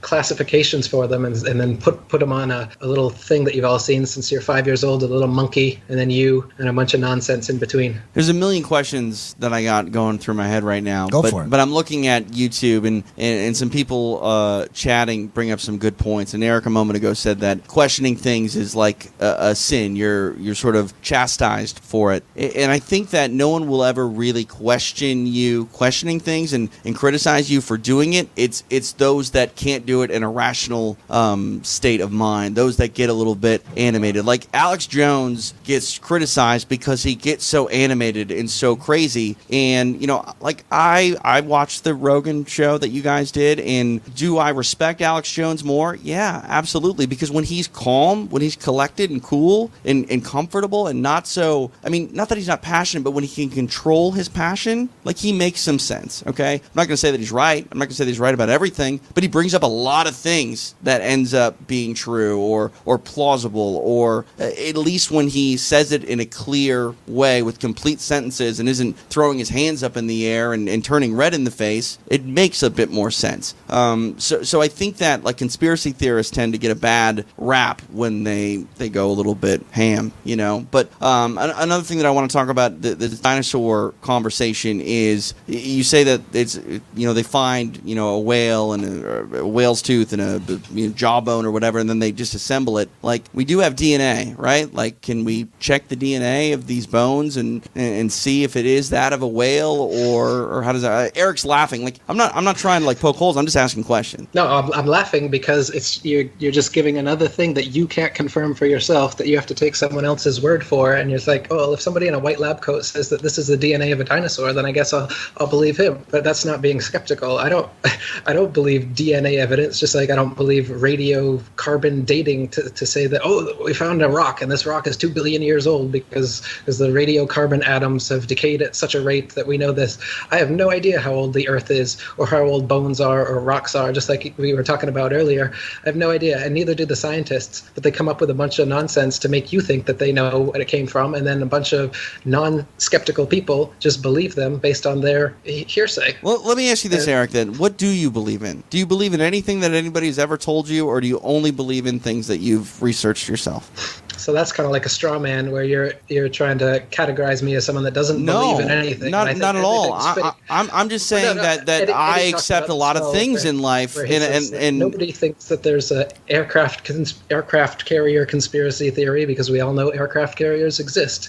I love that rant that he goes on, and he says a bunch of other things that we all know exist. Nobody thinks bears don't exist. We've all seen a bear, but you haven't seen a dinosaur, you haven't seen a nuclear weapon, and you haven't seen the spinning ball Earth. You haven't walked on the moon yourself, all of these things. So you're just taking an authority's word for it, and all we're saying is be skeptical. Sure. And while you're being skeptical, there's a bunch of evidence that's totally against the mainstream version. And while you're being skeptical and looking at that evidence, you start compiling more and more of the evidence until you become like me, and you find that you know the truth. I don't believe the Earth is flat and motionless. I know it is. Water doesn't curve around a ball. The horizon is always level. Shapes don't conform to the water doesn't conform to the exterior of shapes. A negative and positive pressure system can't exist side by side without a barrier in between them. Rivers only flow downhill, but on a globe they'd be flowing in all directions. I can get, like I said, 200 proofs Earth is not a spinning ball, and that's just 200. I came up with 200 because William Carpenter came up with 100 in the 1800s, and I wanted to double it. I could come up with 400 if you gave me enough time and incentive. People are doing it right now. There's new flat Earth proofs coming up all the time because it's actual, observable, testable, repeatable, natural science that we can do ourselves. The kind of science, in quotes, that you're getting from these figureheads is not observable, testable, repeatable, natural science that you can do yourself. It's stuff that they claim that only they can do with a Hubble telescope. Only we can take CGI images of fake planets with our Hubble telescope. You can't, but you can take a regular telescope and you can see that the images they give you are complete nonsense cartoons, and what it actually looks like is, you know, pulsating lights in the sky, as we were talking about earlier. Right. I'm not trying to like challenge you. I'm serious in my questioning. Like, what do you choose to believe without doing research yourself on, and what don't you? Like, I mean, I've never met anyone with tuberculosis, but I believe that tuberculosis is real. Like, where do you draw the line on, like, okay, I'm going to go ahead and investigate this, or I'm not going to go ahead and investigate this? Condemnation without investigation is the height of ignorance, said one Jew shill. And I think that, Einstein was right about that. I don't believe in anything, but I do investigate everything, and I'm skeptical. I don't just take things at face value or take somebody's word for it. I want to know for myself. And if I can't know for myself, then I will happily be in the place of not knowing. Like I said about the dome or the infinite plane, for instance. I don't know, but you got a lot of people out there that need to know, that they're used to knowing answers for everything. NASA told them all the answers, or the Bible told them answers, or whatever it is, and they need to have some authority figure telling them answers, and they're going to believe that, and that makes them feel safe. But me, I'm the opposite, where I like to be skeptical, and I like to think, I don't know, and I don't think you know either, and I'm just going to be in that skeptical spot. And that's what's brought me to where I am here, where I got people asking me, why don't you believe in nuclear weapons and dinosaurs and the baller? Well, I just been doing this thing where I don't believe whatever people tell me for a long time, and I test it for myself, and I try to figure out what I can know personally from experience for myself, and this is where I'm at right now. And I think everybody would be better off if they did that, instead of just believing some authority figure that tells you you're on a spinning ball that was exploded out of a big bang and you're a monkey man that evolved. It's ridiculous, and it's obvious why they're doing it. They want you to think you're a monkey, a purposeless accident that comes from nothing. while they steal $50 million of your tax money every day. The motive is obvious. Now, my distrust for society and started when I was brought up Catholic, hardcore Catholic. I was altar boy. I was like, man, I'm going to heaven. My life sucked. My stepdad was a fucking going to heaven, an asshole, and I'm like, I just want to go to heaven. I want to get out of this life. And I thought everybody was Catholic because everybody on my block was Catholic, nothing but Mexicans. Everybody in a Mexican ass school was Catholic, but we did have two, like a Protestant and a Jehovah's Witness out of the whole school. Without, man, to me they were like in a cult. You know what I mean? But I thought everybody was Catholic based on my Catholic holidays.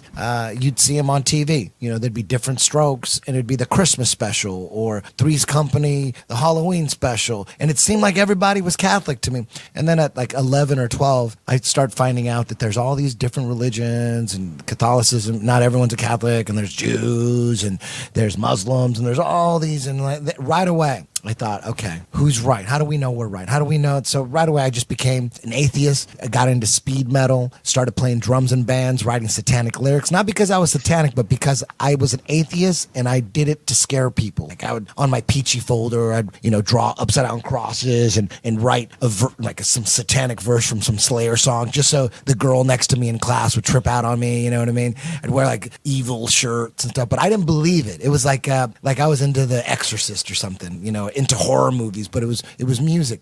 And then I got really into speed metal, and there was a lot of Satanism in the lyrics, but not for even at 14 and 15, not for 1 second did I believe Slayer were actually into Satan. I got it. At 15, I got it. I go, we're all putting on a show here. Even though they were huge, and there was all these bands writing satanic songs, and not for one, there was bands writing, it was really popular to write, like Iron Maiden, like Rime of the Ancient Mariner, and they're writing songs about like Game of Thrones type songs, and I didn't think they were knights. It's like, oh, this is cool. I'll write and everyone had like a nuclear war song. Like, yeah, I'm going to sing this song's I had a song called Nuclear Death. It was about nuclear war. It's about blowing up the world. Everyone, and so, and then when I was 15, 2020 had this special on satanic music and how it's sweeping the nation and it's getting all these kids into Satan, and they're starting to worship Satan. And if your son has this Judas Priest album, he probably has a satanic Bible. And if he has a Twisted Sister album, and to me, I'm into Slayer and Metallica, and they're talking about Twisted Sister and Judas Priest. I like Judas Priest and Twisted Sister, but at that point, I was super hardcore, speed metal at that point. And I was watching this 2020 news report, and I thought, damn, we can't trust anything they fucking say because this is all bullshit. You know, because all the parents were like, oh my God, my kid's into Dio too. My kid's into, my kid's into Black Sabbath. Oh my God, is he into Satanism? So right there, me and my friends were like, fuck this. We couldn't trust the news right there at 15. They lied to me about like religion, and now they're bullshitting about us kids being actually into Satan. Like, we're not into Satan. We're just writing satanic lyrics. Settle down. we're not going to sacrifice anybody. So that's how it started. And man, I didn't know shit about how the world ran, really. I just didn't trust shit. I'm 16, 17. At 16, I formed a band with James. He played guitar. I played drums. He wrote a lot of lyrics too. I wrote lyrics. And the band was called Resistance. Our first band was called Resistance. So right away, we were conspiracy theorists and didn't even know it. And we had no idea how we were being fucked. We had no idea. We just wrote songs like pretending like we knew. And look, I was listening to a song from way back in the day. It's like 1995, 96 that James wrote. And the lyrics were basically Pizzagate. It's like he didn't know shit, but he broke down Pizzagate in a song called Slaves that we wrote together. And I was listening to that last week going, holy goddamn shit. Listen to these lyrics. But so we were always conspiracy theorists, right from the get-go, just being a poor ass Mexican kid, and you're watching all this bullshit on TV like Brady Bunch. So that's bullshit. I liked Brady Bunch because I thought Marsha was hot, but I knew that was bullshit. I knew that's fucking bullshit. That's not how we live. Brady fucking Bunch. But they did have, Jan was pretty hot too. And then the mom, she was a hot mom, Florence Henderson, back in the day. So we'd watch it. There was nothing else to watch, but we knew that shit was bullshit. Do you have a copy of the song? Yes, Any chance we can play it? I do. I'll play it. I'll play it on the way out. Yes. That'd be cool. Eric, what do you think about Different Strokes?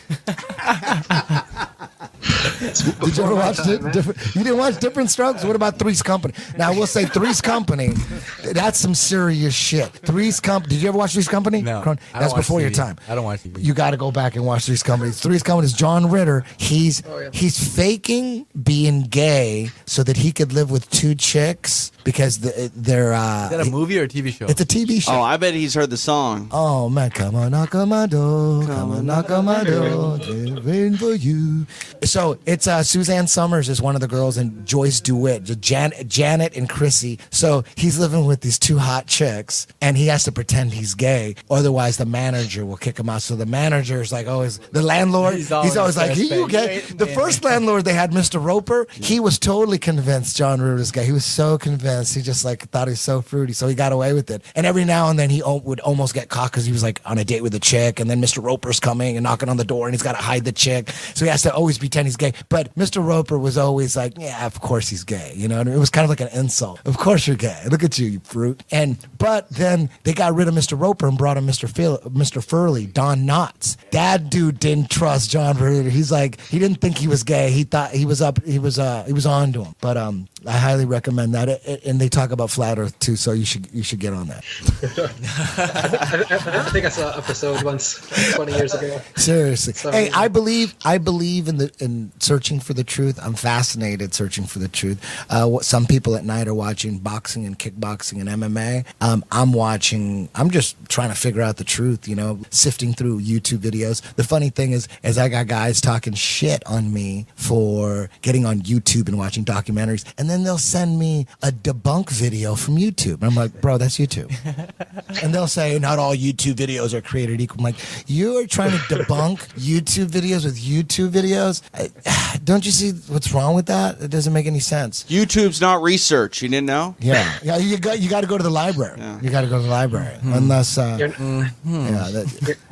You're not wearing a lab coat. That's not research. Yeah, like you have to, when people talk shit, oh, what did you read that at the internet? I'm like, dude, what the fuck do you look at? Are you going to the library? Who's going to the library? When's the last time you've been in a motherfucking library? Everyone's online. And then people, they love to say, oh, the computer hacker geeks, they jump on that.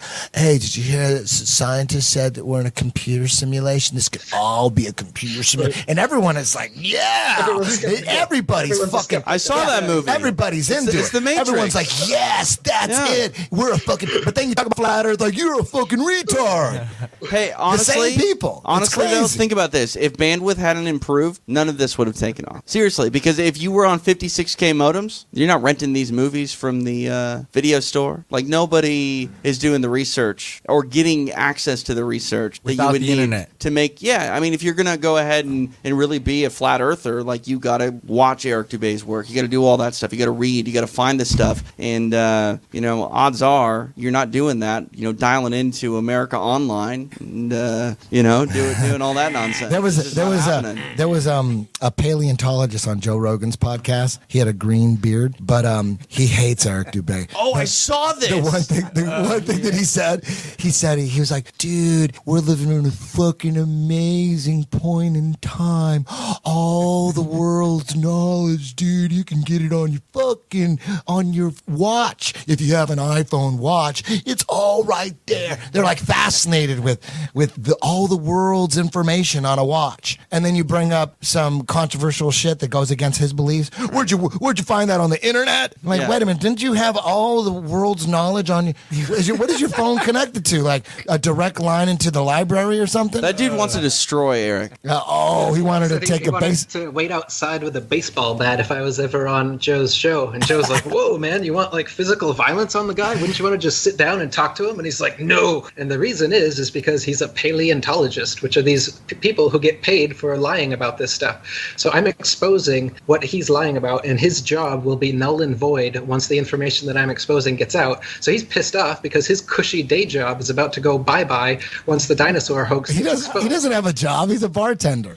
He's a paleontologist with a green goatee. Yeah. Dude can't do a sit-up. He doesn't give a shit about his body. His body looks like shit. He don't give a fuck about it. And he's talking about he's a paleontologist when he's a bartender. Come on, man. He don't even have he can't even make money being a paleontologist. And he's like, if he was legit paleontologist and dinosaurs existed, he would laugh me off. He would not get violent. He would not say "fuck you, Eric Dubay." And all. I mean, if I could count the times he told me to fuck myself, I'd probably be a rich man dime every time.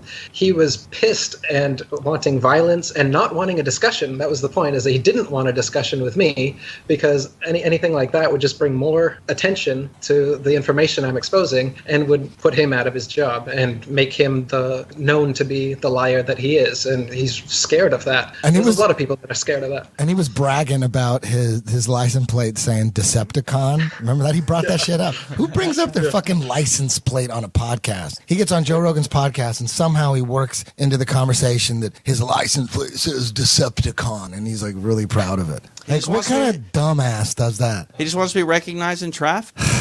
That's the only reason you would give out your license plate name. I got a question.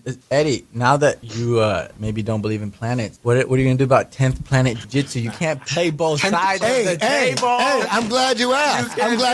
Can you see my I saw that. Do you see this? You know, it's funny because you see this? Nathan told me last night. You're not changing it, are you? You see that? Are you 10th plane? That's a nice 10th plane, baby. You're going to change 10th plane Jiu-Jitsu. Who cares? Nathan told me. Wow. Nathan told me last night, he's like, man, it doesn't make any sense. He's got to pick one side. He can't be flat Earth and believe in planets. This is some bullshit. Get to the bottom of this. 10th plane, baby. You see the shirt? Yeah, this 10th is for plane. real. That's official. It's for real. Yeah, take the fucking. It's 10p. 10p could be planet or plane. Planet is old school. I'm not ashamed of believing in. You know, I used to watch stacks and stacks of space documentaries. I'll just get get my natural medicines out and I go deep trying to remember all this shit. Like, oh, that's a neutron star. Oh shit, okay, that's what a super hypernova looks like. Oh shit, okay. Oh, that star is 700,000 light years away from that constellation. Fuck, I better remember that shit. I was all into that. I was totally into it. I was super into anything space. Are you kidding? The Science Channel? Shit. Are you kidding me? I would DVR science, anything on space. Space, just show it to me. What am I going to watch right now? The sun? Ooh, or you know what? Let's watch some shit on Jupiter. I'd watch them over and over and over again. I was so into space. I'm not gonna lie, Neil deGrasse had me hooked on that Cosmos shows. I fucking watched everything on that show. I love that show. And then when I fucking know what I know now, I'm like, oh my God, you had me. You had me so good. I with the loved it. CGI, with all those CGI DVDs, all those DVDs, BBC, Nova, all that shit. The Morgan Freeman, sorry, Jane, but I know you like Morgan Freeman. All that shit, you know. Now it's like fuck. That, you know what, the heliocentric model or whatever they call it now, whatever the modern day model is, that seems way crazier than we're on a flat plane. The fact that we're floating in space, spinning around the sun, and the sun has got some gravitational pull on us, and we got the gravitational pull on the moon, and there's this gravity that exists, this force that is so powerful. It holds oceans to it. It holds buildings and trains to it, but it can't fuck with the goddamn butterfly or a fish. That doesn't make sense. That's not science to me. When people talk about science this, science that, I go, explain to me how that is science. There's a force that's holding oceans to the goddamn planet, keeping it from spinning and flying off because it's spinning 1,000 miles an hour. But somehow, you know, everything is science on the planet or the plane or whatever the hell we're on. But as soon as we get to a certain altitude, it's all magic. It's not science. All that's magic. Us floating in space and we're being connected to the sun. It has this force that's connecting us. That seems crazy. And we're flying through the universe, and the universe is endless. Like people say, well, if the earth is flat, where's the edge? Like, where's the edge of this motherfucking universe?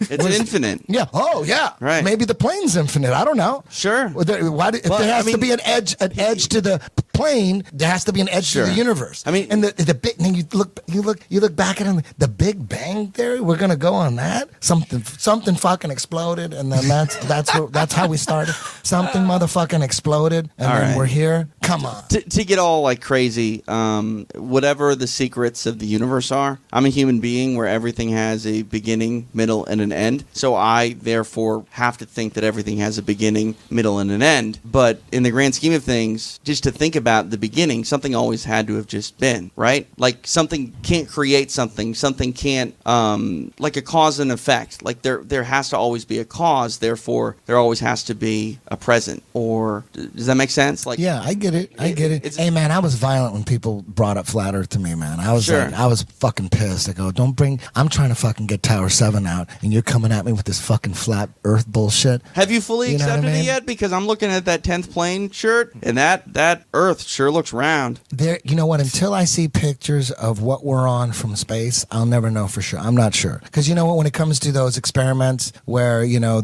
every 8 miles or every mile it's supposed to curve, I can't really get behind that kind of stuff because if you took out all let's just say it was round, all right, and it was 25,000 miles in circumference, let's say, and then you took away all the water, it wouldn't be like a ball, like a straight basketball. You could, you know, because of the mountains and the valleys and the oceans and all the deep crevices. So who knows? You know, it's like trying to measure the curvature on the side of a mountain going down. It's like there's no curvature; it's going down. It's like it all depends on what you're on. So, you know, measuring the curvature on water, that makes more sense to me. But when you measure, you know, every mile is going to be this building should be underground or whatever. I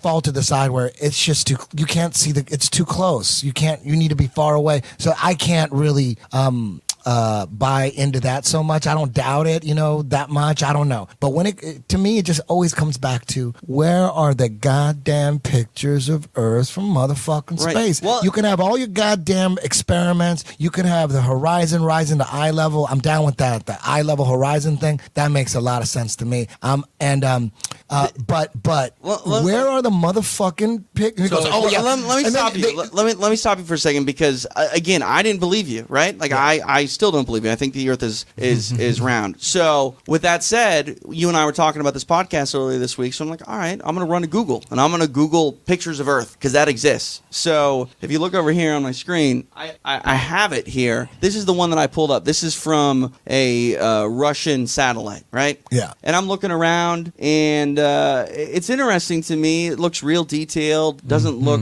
you know, like you guys say it's not real, right? That's 100% cartoon. All right, and that's fine. why? You can you no you know it is, right? You know it is, right? Why is it orange? No, let me just explain here. It's fake as fuck. So I'm looking at this. I'm looking at this picture that everyone can see right now, and I'm like, okay, I'm going to zoom in here and take a look. Again, I believe that the Earth is round, but why in the hell is there a hand? Why is there a Photoshop? Why is there a hand? Why is there a Photoshop hand on the most detailed satellite? Well, because it's clearly Photoshop. Of course. A 4-year-old can tell. Right, but again, like the point is, this is taking off, right? This whole flat Earth thing is taking off. If you're going to post a picture up on the internet and say that it's the most detailed picture ever taken from space, don't have the grabby hand tool still on the picture. Yeah. Well, they admit it. I mean, there's video of an artist that was assigned the job to make like a new Earth version 2 or whatever it was. He talks about using his imagination and taking these strips of data that NASA provided for him and then coming up with what he thought the Earth would look like based on these strips of data from satellites of the Earth. Come on, man. You guys, how many? $50 million a day NASA gets for what? What have they provided for humanity? Space shuttles don't even go up no more. They abandoned the Saturn, the moon missions, and they trashed the Saturn rocket technology that took them there supposedly 6 times. You trash that shit. That shit don't exist. You're trying to get to the moon now. They're trying to get to the moon now. The head of NASA's in front of Congress going, dude, we're trying to get to the moon. We need more money. Didn't we fucking go there 6 times already? Don't we already? That's science. That's science to me. Right. That's street science. That's street detective science. Wait a minute. You went 6 times from 1969 to 1972. You went 6 times, all during Richard Nixon's administration. Right, the first time we went to the moon, right in the middle of Vietnam, right in the middle of the Vietnam War. We're gonna go to the fucking moon? Come on. Is that a coincidence that right in the middle, in 1969, right in the middle of the height of the Vietnam War, right, we go to the fucking moon, the greatest achievement of mankind? Come on, that seems like, and all 6 missions were during Nixon's administration. The most crooked one of the most crooked motherfuckers out there. Come on, that's just like that's a shitty detective who is partially retarded from Iceland would have questions. You know what I mean? Come on. And now it's 2017, and the head of NASA is begging Congress for money because they got to get to the moon, and they're going to figure it out as soon as they figure out how to get through the Van Allen radiation belts. As soon as they didn't you guys do that 6 times already and no one died? It took 4 days to get there and back. They're taking shits in their suits and everything's fine. How many countries? How many other countries have claimed to go to the moon? None. No one else has gone to the moon. None. Russia never made it to the moon. Nope. Interesting. Nobody. They claim to have flew by and they take a bunch of fake CGI pictures. China, and they're way worse than NASA's too. If anyone wants to have a good time, check out China's or Japan's moon images. They're even worse cartoons than NASA provides. So again, I brought this up as a hypothetical, and obviously it's not going to happen. But SpaceX says that they're going to take 2 people around the dark side of the moon next year. That's bullshit. Right. Because the guy from Virgin Atlantic, what's his name? Something Branson. What's his name? Yeah. He was supposed to do that. He was supposed to take people to the moon. Lance Bass was supposed to go up into space. And then now Elon Musk is supposed to do this. Right. Come on. So I'm curious, Eric Dubay, if someone calls you up and says SpaceX wants to bring you to the dark side of the moon, they'll kill him. They'll just take him. Wouldn't that be? I mean, why would come I on. You lost why him. would I trust these people to put me in a rocket? All right. Eric, what happened? There's a conspiracy theory that one space shuttle that blew up in 1986, and there's a conspiracy theory that says that no one actually died, that those people are still alive. Have you ever looked into that? Yeah, it's pretty interesting. I mean, there's people using the exact same names, and they look exactly like those people that were on board the Challenger. And a lot of them, they use their same names, and they have teaching jobs. And I haven't looked into it too much, but people have looked into it more than me, and they're convinced that these people are, not only did they not die, but they're still alive using their same names. And you can see modern photographs of them, and they look like 30-year older versions of the people. They could be photoshopped, though. I've seen the pictures. It could easily be photoshopped. Like that could be a hoax conspiracy theory that who knows? Because they don't. I mean, really, the people at the top don't have any problem blowing people up and killing them. You know what I mean? They have. So I don't know about that one because they always use the same pictures of what they look like now, and they could easily be photoshopped. Photoshop Steve, he could do that shit easily. So I don't know. That could easily be a fake hoax. hoax or a distraction hoax. But Eric, what do you think of, what was the purpose of going from Saturn V rocket technology, taking people to the moon 6 times, and then downgrading to the space shuttle for a while? What the fuck was up with the space shuttle? I don't get it. What did we learn from it? What benefit did we get from putting people on a space shuttle? Well, they convinced everybody that we live on a spinning ball and that we've been to the moon, so they don't have to go back there and do any more reconvincing, because all that would do is make people even more skeptical than they might have been ahead of time. So they've already, the propaganda is complete. They put a bow on it, and now they don't want to go back there. They don't want to give you the original tapes because they don't have them apparently. And why would we have? I mean, the technology that supposedly sent men to the moon was worse than a Nintendo Game Boy. So a Game Boy put us on the moon, but nowadays with our smartphones, we can't get there again. They say that they're developing technologies, and with the Van Allen belt, the astronauts even said, "How are you able to pass the Van Allen belt?" I forget which one of them said it, but he said, "Well, it hadn't been discovered at that time." And so that was an explanation for how they were able to pass it, was because they hadn't discovered it. So since it hadn't been discovered, they were able to pass through. Yeah, there's a video too that I forget what video it is, but it's a compilation of a bunch of astronauts, including Neil Armstrong, and they're going back and forth on what space looks like outside of Earth's low orbit, and half of them say you can't see the stars, it's super dark, it's the deepest dark, you can't see any stars. And Neil Armstrong, he said it's dark as hell on the moon, you can't see any stars, it's really dark, and in Earth's orbit you can't see anything, it's really dark. And then and then a couple other guys say the same thing, and then 3 other astronauts say it's so bright you can't even make out the constellations, it's such a white bright light in space. The stars are, without the Earth's atmosphere to filter out some of the light. Oh, it's magnificent. It's just, the universe is just this white glowing ball of light everywhere. Have you seen this? Yeah, absolutely. Yeah, their own statements have changed from astronaut to astronaut. The statements change, and you can even see statements that have changed from one astronaut from when he started lying to recently when the lie comes out. So, what do you think about? There was during the space race, when they were trying to figure out how they were going to get to the moon, there was a bunch of astronauts that died, right? A couple of them because they doubted that we could even go. Yeah, like eight astronauts died in 1967 alone when they were just like getting this whole thing ready. What it seems to me is that they were trying to find the right people to pull off the hoax, and they picked some. Well, I mean, like. What's his name? Grissom. He was a whistleblower, and he was saying there's no way we're going to get to the moon. Just a couple of weeks before they supposedly went to the moon, a couple of years rather before they went to the moon, he was saying that there's no way we can get to the moon. We can't even get a phone call between Houston and where they were doing the takeoffs from, and the delay was very long. Yet supposedly when they did get to the moon, there's like no delay. They're like supposedly 300,000 miles away, and they're instant communication, just like with their satellites that are supposedly many more millions of miles away, but they're sending us through their million-mile internet connection. They're able to send us these pictures of our whole galaxy or of Pluto or whatever, and then you look at the picture of Pluto, and it's got Pluto, the Disney dog's face, fucking right in the thing. You look at the most recent picture of Pluto, and there's Disney Pluto. Or you look at one of the blue marble images, and in a cloud, it says the word sex clearly. Or other images, you can see copy-pasted clouds where they've just pasted the exact same cloud pattern in different places on their ball Earth. Or you look at the size of continents on the different pictures they show you, and you can see America is visibly half the size of America on their image from the next year. Or you look at the clouds in their videos, and the clouds don't change shape. You'll see the exact same cloud patterns for 24 hours. Or you look at the color of the water and the color of the land masses, and those are changing from picture to picture. I mean, it's such obvious nonsense. There's only so many times I can say it. What do you think about how there's a live feed from the International Space Station of it kind of shows like the Earth is you kind of see the curvature. Obviously it looks fake as hell, but there's people think that shit's real. They go, look, they send me links, look, you could live images or a live feed from the International Space Station. If people didn't know who George Clooney and Sandra Bullock were, you could convince them that shit was NASA, I'm sure. Yeah. Gravity. Yeah. It's right there on everyone's screen now. Yeah, is that live? That's live, yeah. Live, yeah. And it goes See, off. look, it's curved. We solved the problem.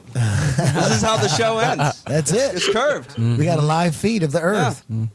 I'm glad It's always cloudy too. It's like completely fish filled eye with lens. clouds. Yeah, GoPro lens. GoPro. And it's always cloudy as fuck. Look at that. Imagine the storms in there. You can't see shit. Why is nothing moving? Live. Oh, look. You know, it's- they've never, moving. they never, well, I talked about this earlier, but they've never, you would think if these people up in the International Space Station, they would have like little iPhones just videotaping all sorts of random little home video type stuff. But everything you see, it's that one shot where they got like marbles that they're throwing up and they're floating. It's always that one, their hair is like really freaked out too, but they never have any random footage of like looking out the window of the space station and going, hey, like selfie, and then looking out. There's never any of that. It's controlled images like that live feed. It's always the same thing. You see the same type of view of the Earth, and then you see that little satellite thing on the side. That makes it official. Look, there's a little satellite thing on the side. Or you see the same thing. You never see anybody panning around or doing like a complete 360 with the video. It's always the same shit. Isn't there space junk too? Shouldn't we see some like just nonsense floating around out there a little bit too? Maybe, I don't know. Satellites? Yeah.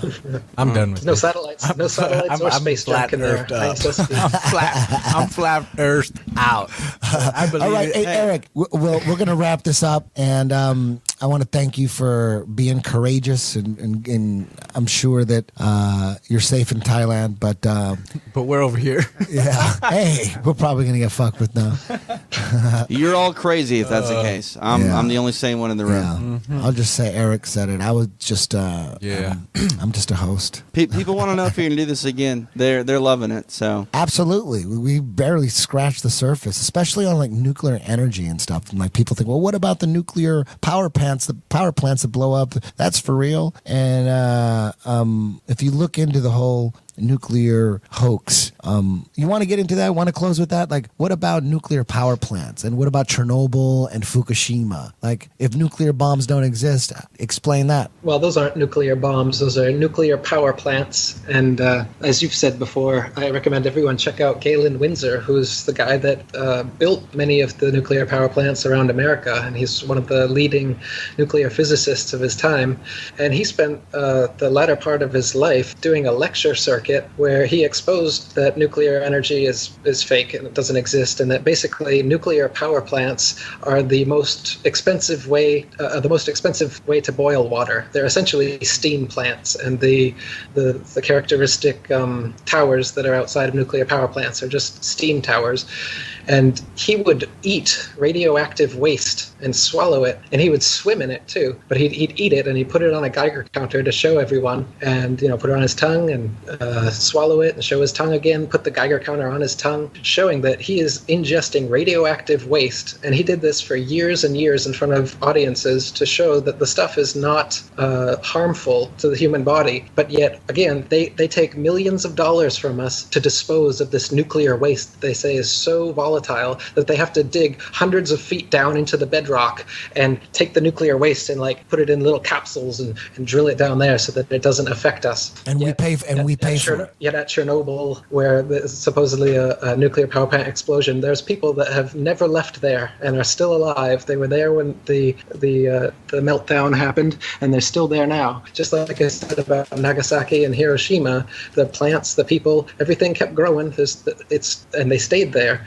It's funny, you can see pictures of people who have lived in Chernobyl their whole life, and right next to them will be a government scientist, and he's totally decked out with, not an inch of his body. It's not covered in some sort of space age silver type suit. Meanwhile, you got some like 70-year-old grandma just doing just fine there, watering her garden, looking at the spectacle. The scientists claiming that, we wear our hazmat suits in Chernobyl because of all the radiation. But it's not. There's So no why radiation. do they have to evacuate the cities? Is that because they got to keep people afraid of nuclear power and the word nuclear? They just got to make sure anything that's attached to nuclear, to keep that nuclear bomb scare going and the fear going, that when these nuclear power plants, like when there's an accident, like there's coal power plants blow up too. Like all power plants would have accidents and blow up, but they have to evacuate the cities, like in Chernobyl, just to sell the whole nuclear bomb thing, right? Am I just jumping to conclusions? I don't know exactly, the motive or, Chernobyl and Fukushima and the exact timeline and how or why they would have done it. But surely if you're doing a hoax, then you need to update it periodically. So back in the 50s, you're having people hide under their desks because they think Russia's going to launch a nuke or whatever. Now in 2010s, you've got to say that your food is coming from Fukushima and the food is bad. And Alex goes on about that forever too. They've got all these other conspiracies that you get all hyped up about, and you think Fukushima, we got to be worried about that. It's killing all the life in the oceans and all this. Meanwhile, people, meat eaters just eat 10 billion land animals a year anyway. So the animals are dying anyway because of carnivores, carnism. Yet people are so concerned about Fukushima radiation, like that's killing off the animals or something. So that they've always got a red herring, they call it. They've always got to focus your attention to their semi-conspiracies or their little things that they want to draw your attention to, so that they keep your eyes off of the real thing. So sure, mine and other people's evidence of the nuclear hoax was coming out right about the time Fukushima came out. Just like, the week I put out my Gravity Does Not Exist video, they came out and they said, NASA's discovered gravitational waves. And they're literally playing to the tune of flat earthers at this point, where they come out with a damage. Kyrie Irving and the basketball players came out, and then the next Monday, Neil deGrasse Tyson's on the Joe Rogan Experience. The next Tuesday, NASA comes out, they found 7 more Earth-like planets. They just got to keep updating the propaganda so that people who are starting to wake up don't awaken fully. Because once you awaken fully, none of this shit is nobody's gonna be able to show you another CGI planet and have you think that it's real ever again in your life. Nobody's gonna be able to show a spinning ball Earth with clouds that don't move and sex written in them and have you think that that's a legitimate photograph. They don't want. This is why the gatekeepers are so important. They don't want you to go all the way through the gauntlet to the end of the conspiracy truth, because then nobody can bullshit you anymore. They got to keep you corralled and believing this or that authority figure who tells you this or that supposed fact that you can't check for yourself. That was beautiful, Eric. Let's end on that. Thank you very much, Eric. We're going to do this again. We got to do a part 2. I just got to relax for a little bit. And Relax. Kron, Gracie, hey, what's up? When are you fighting? Horizon? Right now I am negotiating. So I'm on the contract and I'm negotiating. So maybe UFC? We'll see. I don't know. Ooh. I mean, I like FC? I like Ryzen. I think that fighting in a 10-minute round and the rules, that they kick you in the face, the ring. I like those rules more. So, and like they pull out yellow cards if you stop fighting, and they pull out yellow cards for anything. You start arguing with the Japanese people, they'll pull out a yellow card. Wait a minute, I have to take that back.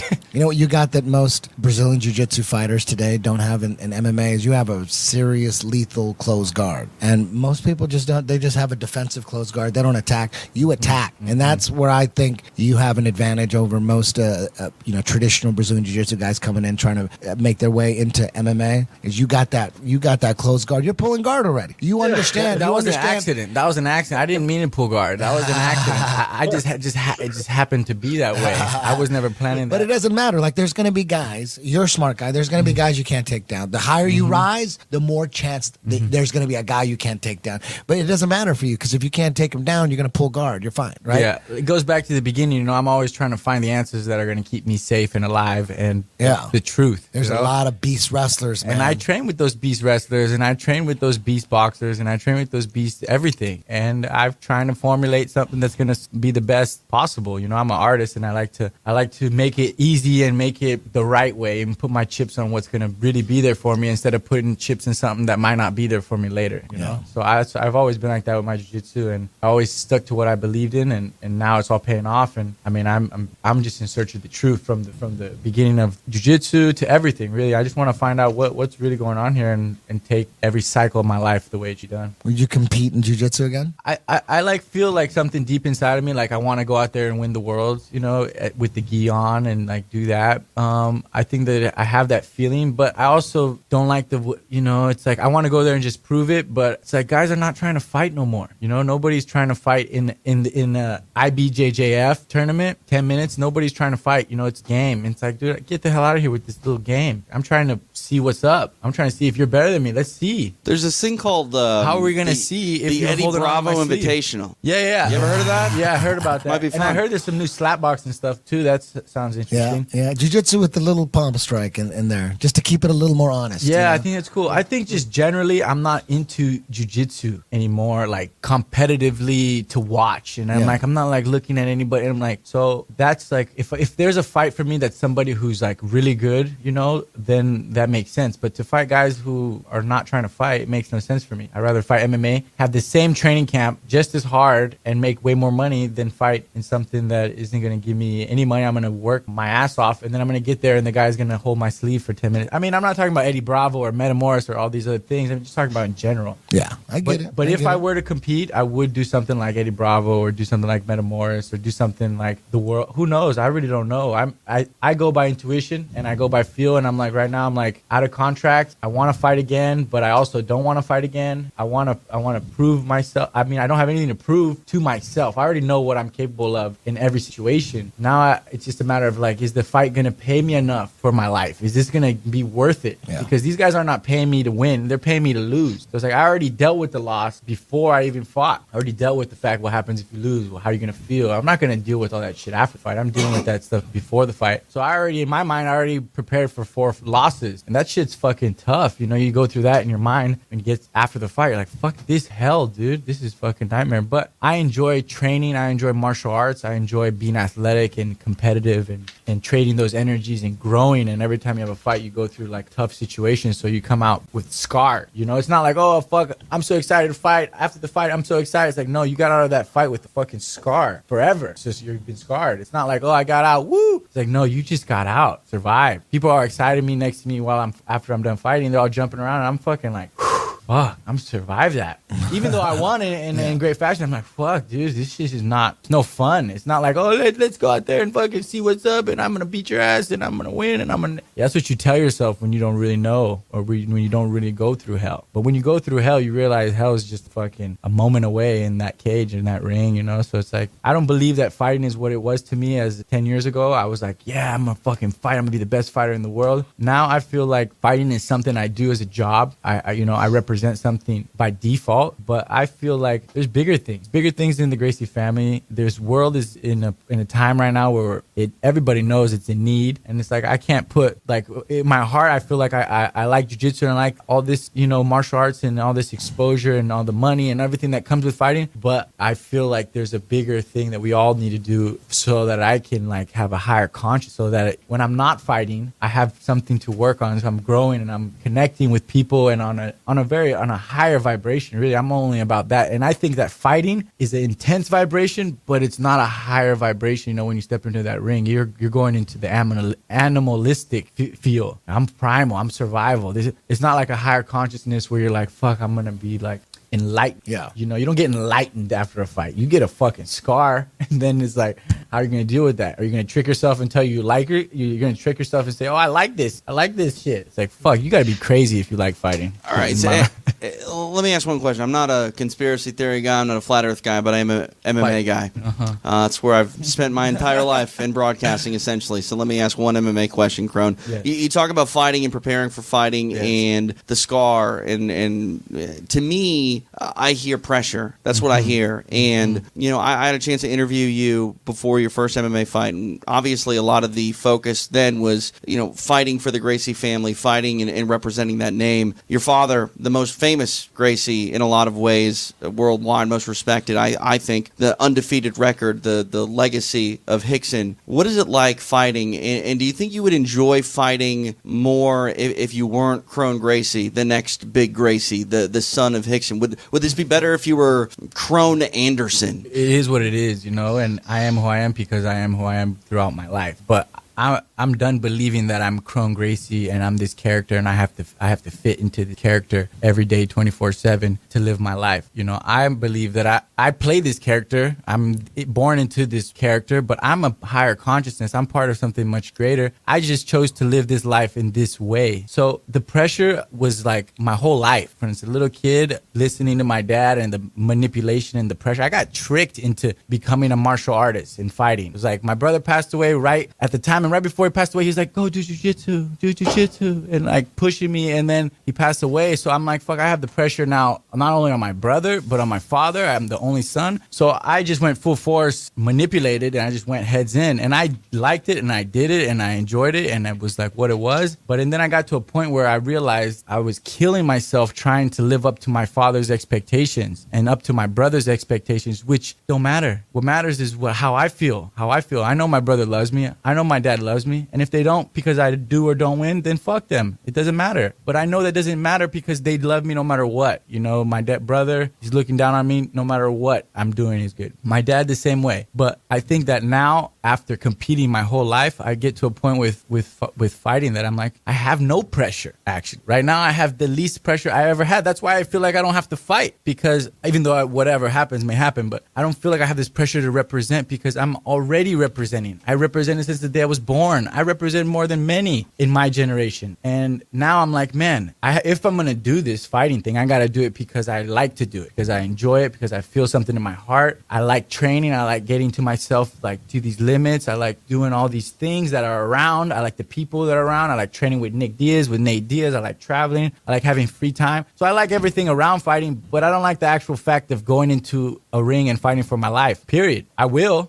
do that because I'm not afraid of it. I'm not afraid of myself. I'm not afraid of my opponent. I'm not afraid of dying. I'm not afraid. I go with my life. I go with what I need, but it's not the pressure. I've already passed that. Right now, I feel no pressure. That's why I feel like I don't have to do it, and I don't feel like I owe shit to nobody. So because I'm so free, I have a chance to see like what the fuck does it make me feel good? What makes me feel good in my life? And coming on this podcast and telling people the way I feel about something that everybody's ridiculed and everybody's just so ignorant about makes me feel happy. Like I fucking already feel happy right now. I'm like, man, this is something great. Because if I die tomorrow, jiu-jitsu is great and everything, and my fighting is great or whatever, but we are all on the same plane here, and we all need to work together to evolve ourselves consciously and to evolve ourselves in a living space and understand like, yeah, I want to be a good person, but being a good person and doing bad things don't make sense. But being a good person in every action, every attitude, you're looking to be a better person. You're looking to follow your intuition. You're looking to feel what feels right. I think that's what I'm about. So right now I'm just living my life by feel. What do I feel right? Oh, I feel like fucking Eddie Bravo's on this podcast tomorrow. And let's talk to this. I didn't even know why I called you. I was like, dude, I have to call him. I'm getting messages from higher vibrations that are, I don't want to put my fucking all this, you know, like I could be a jiu-jitsu guy and a fighter and not have to say anything, but I don't believe that that's right. So I believe that whatever is controlling my thoughts is putting me in this direction, and now I'm in it full force. No matter where I go, I'm going to put that in, and that's it. I believe in the truth. And that was beautiful. And let's end on that note, man. Yeah. That was awesome, man. I feel that you coming on was we definitely didn't plan this. This was just all from yesterday. Yeah. Had no goddamn idea that this was going to happen. And, you make me look less crazy. I make you look less crazy. Yeah.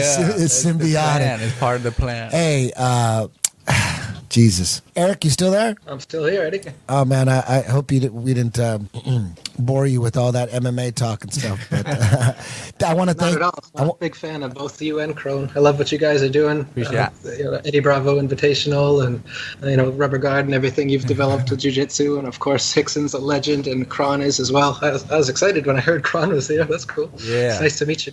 Nice to meet you, too, man. I really appreciate it. It's a beautiful thing, man.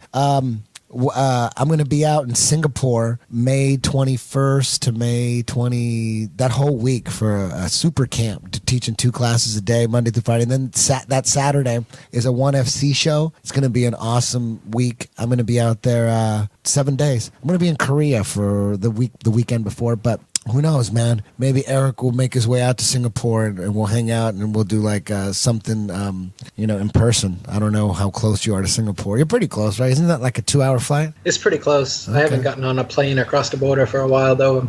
I keep a pretty low profile. Yeah. You know what? Yeah, you probably need to stay in Thailand until this flat Earth dust settles.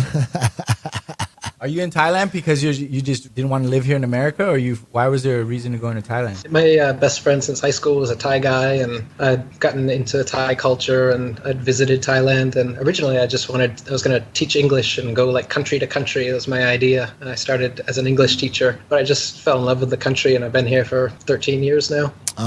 Yeah, it's like when you go to Thailand, man. I've been there once, and there's just a bunch of dudes from like England and Australia. They come like 15 packs, and they're like, dude, we're not leaving. Fuck that.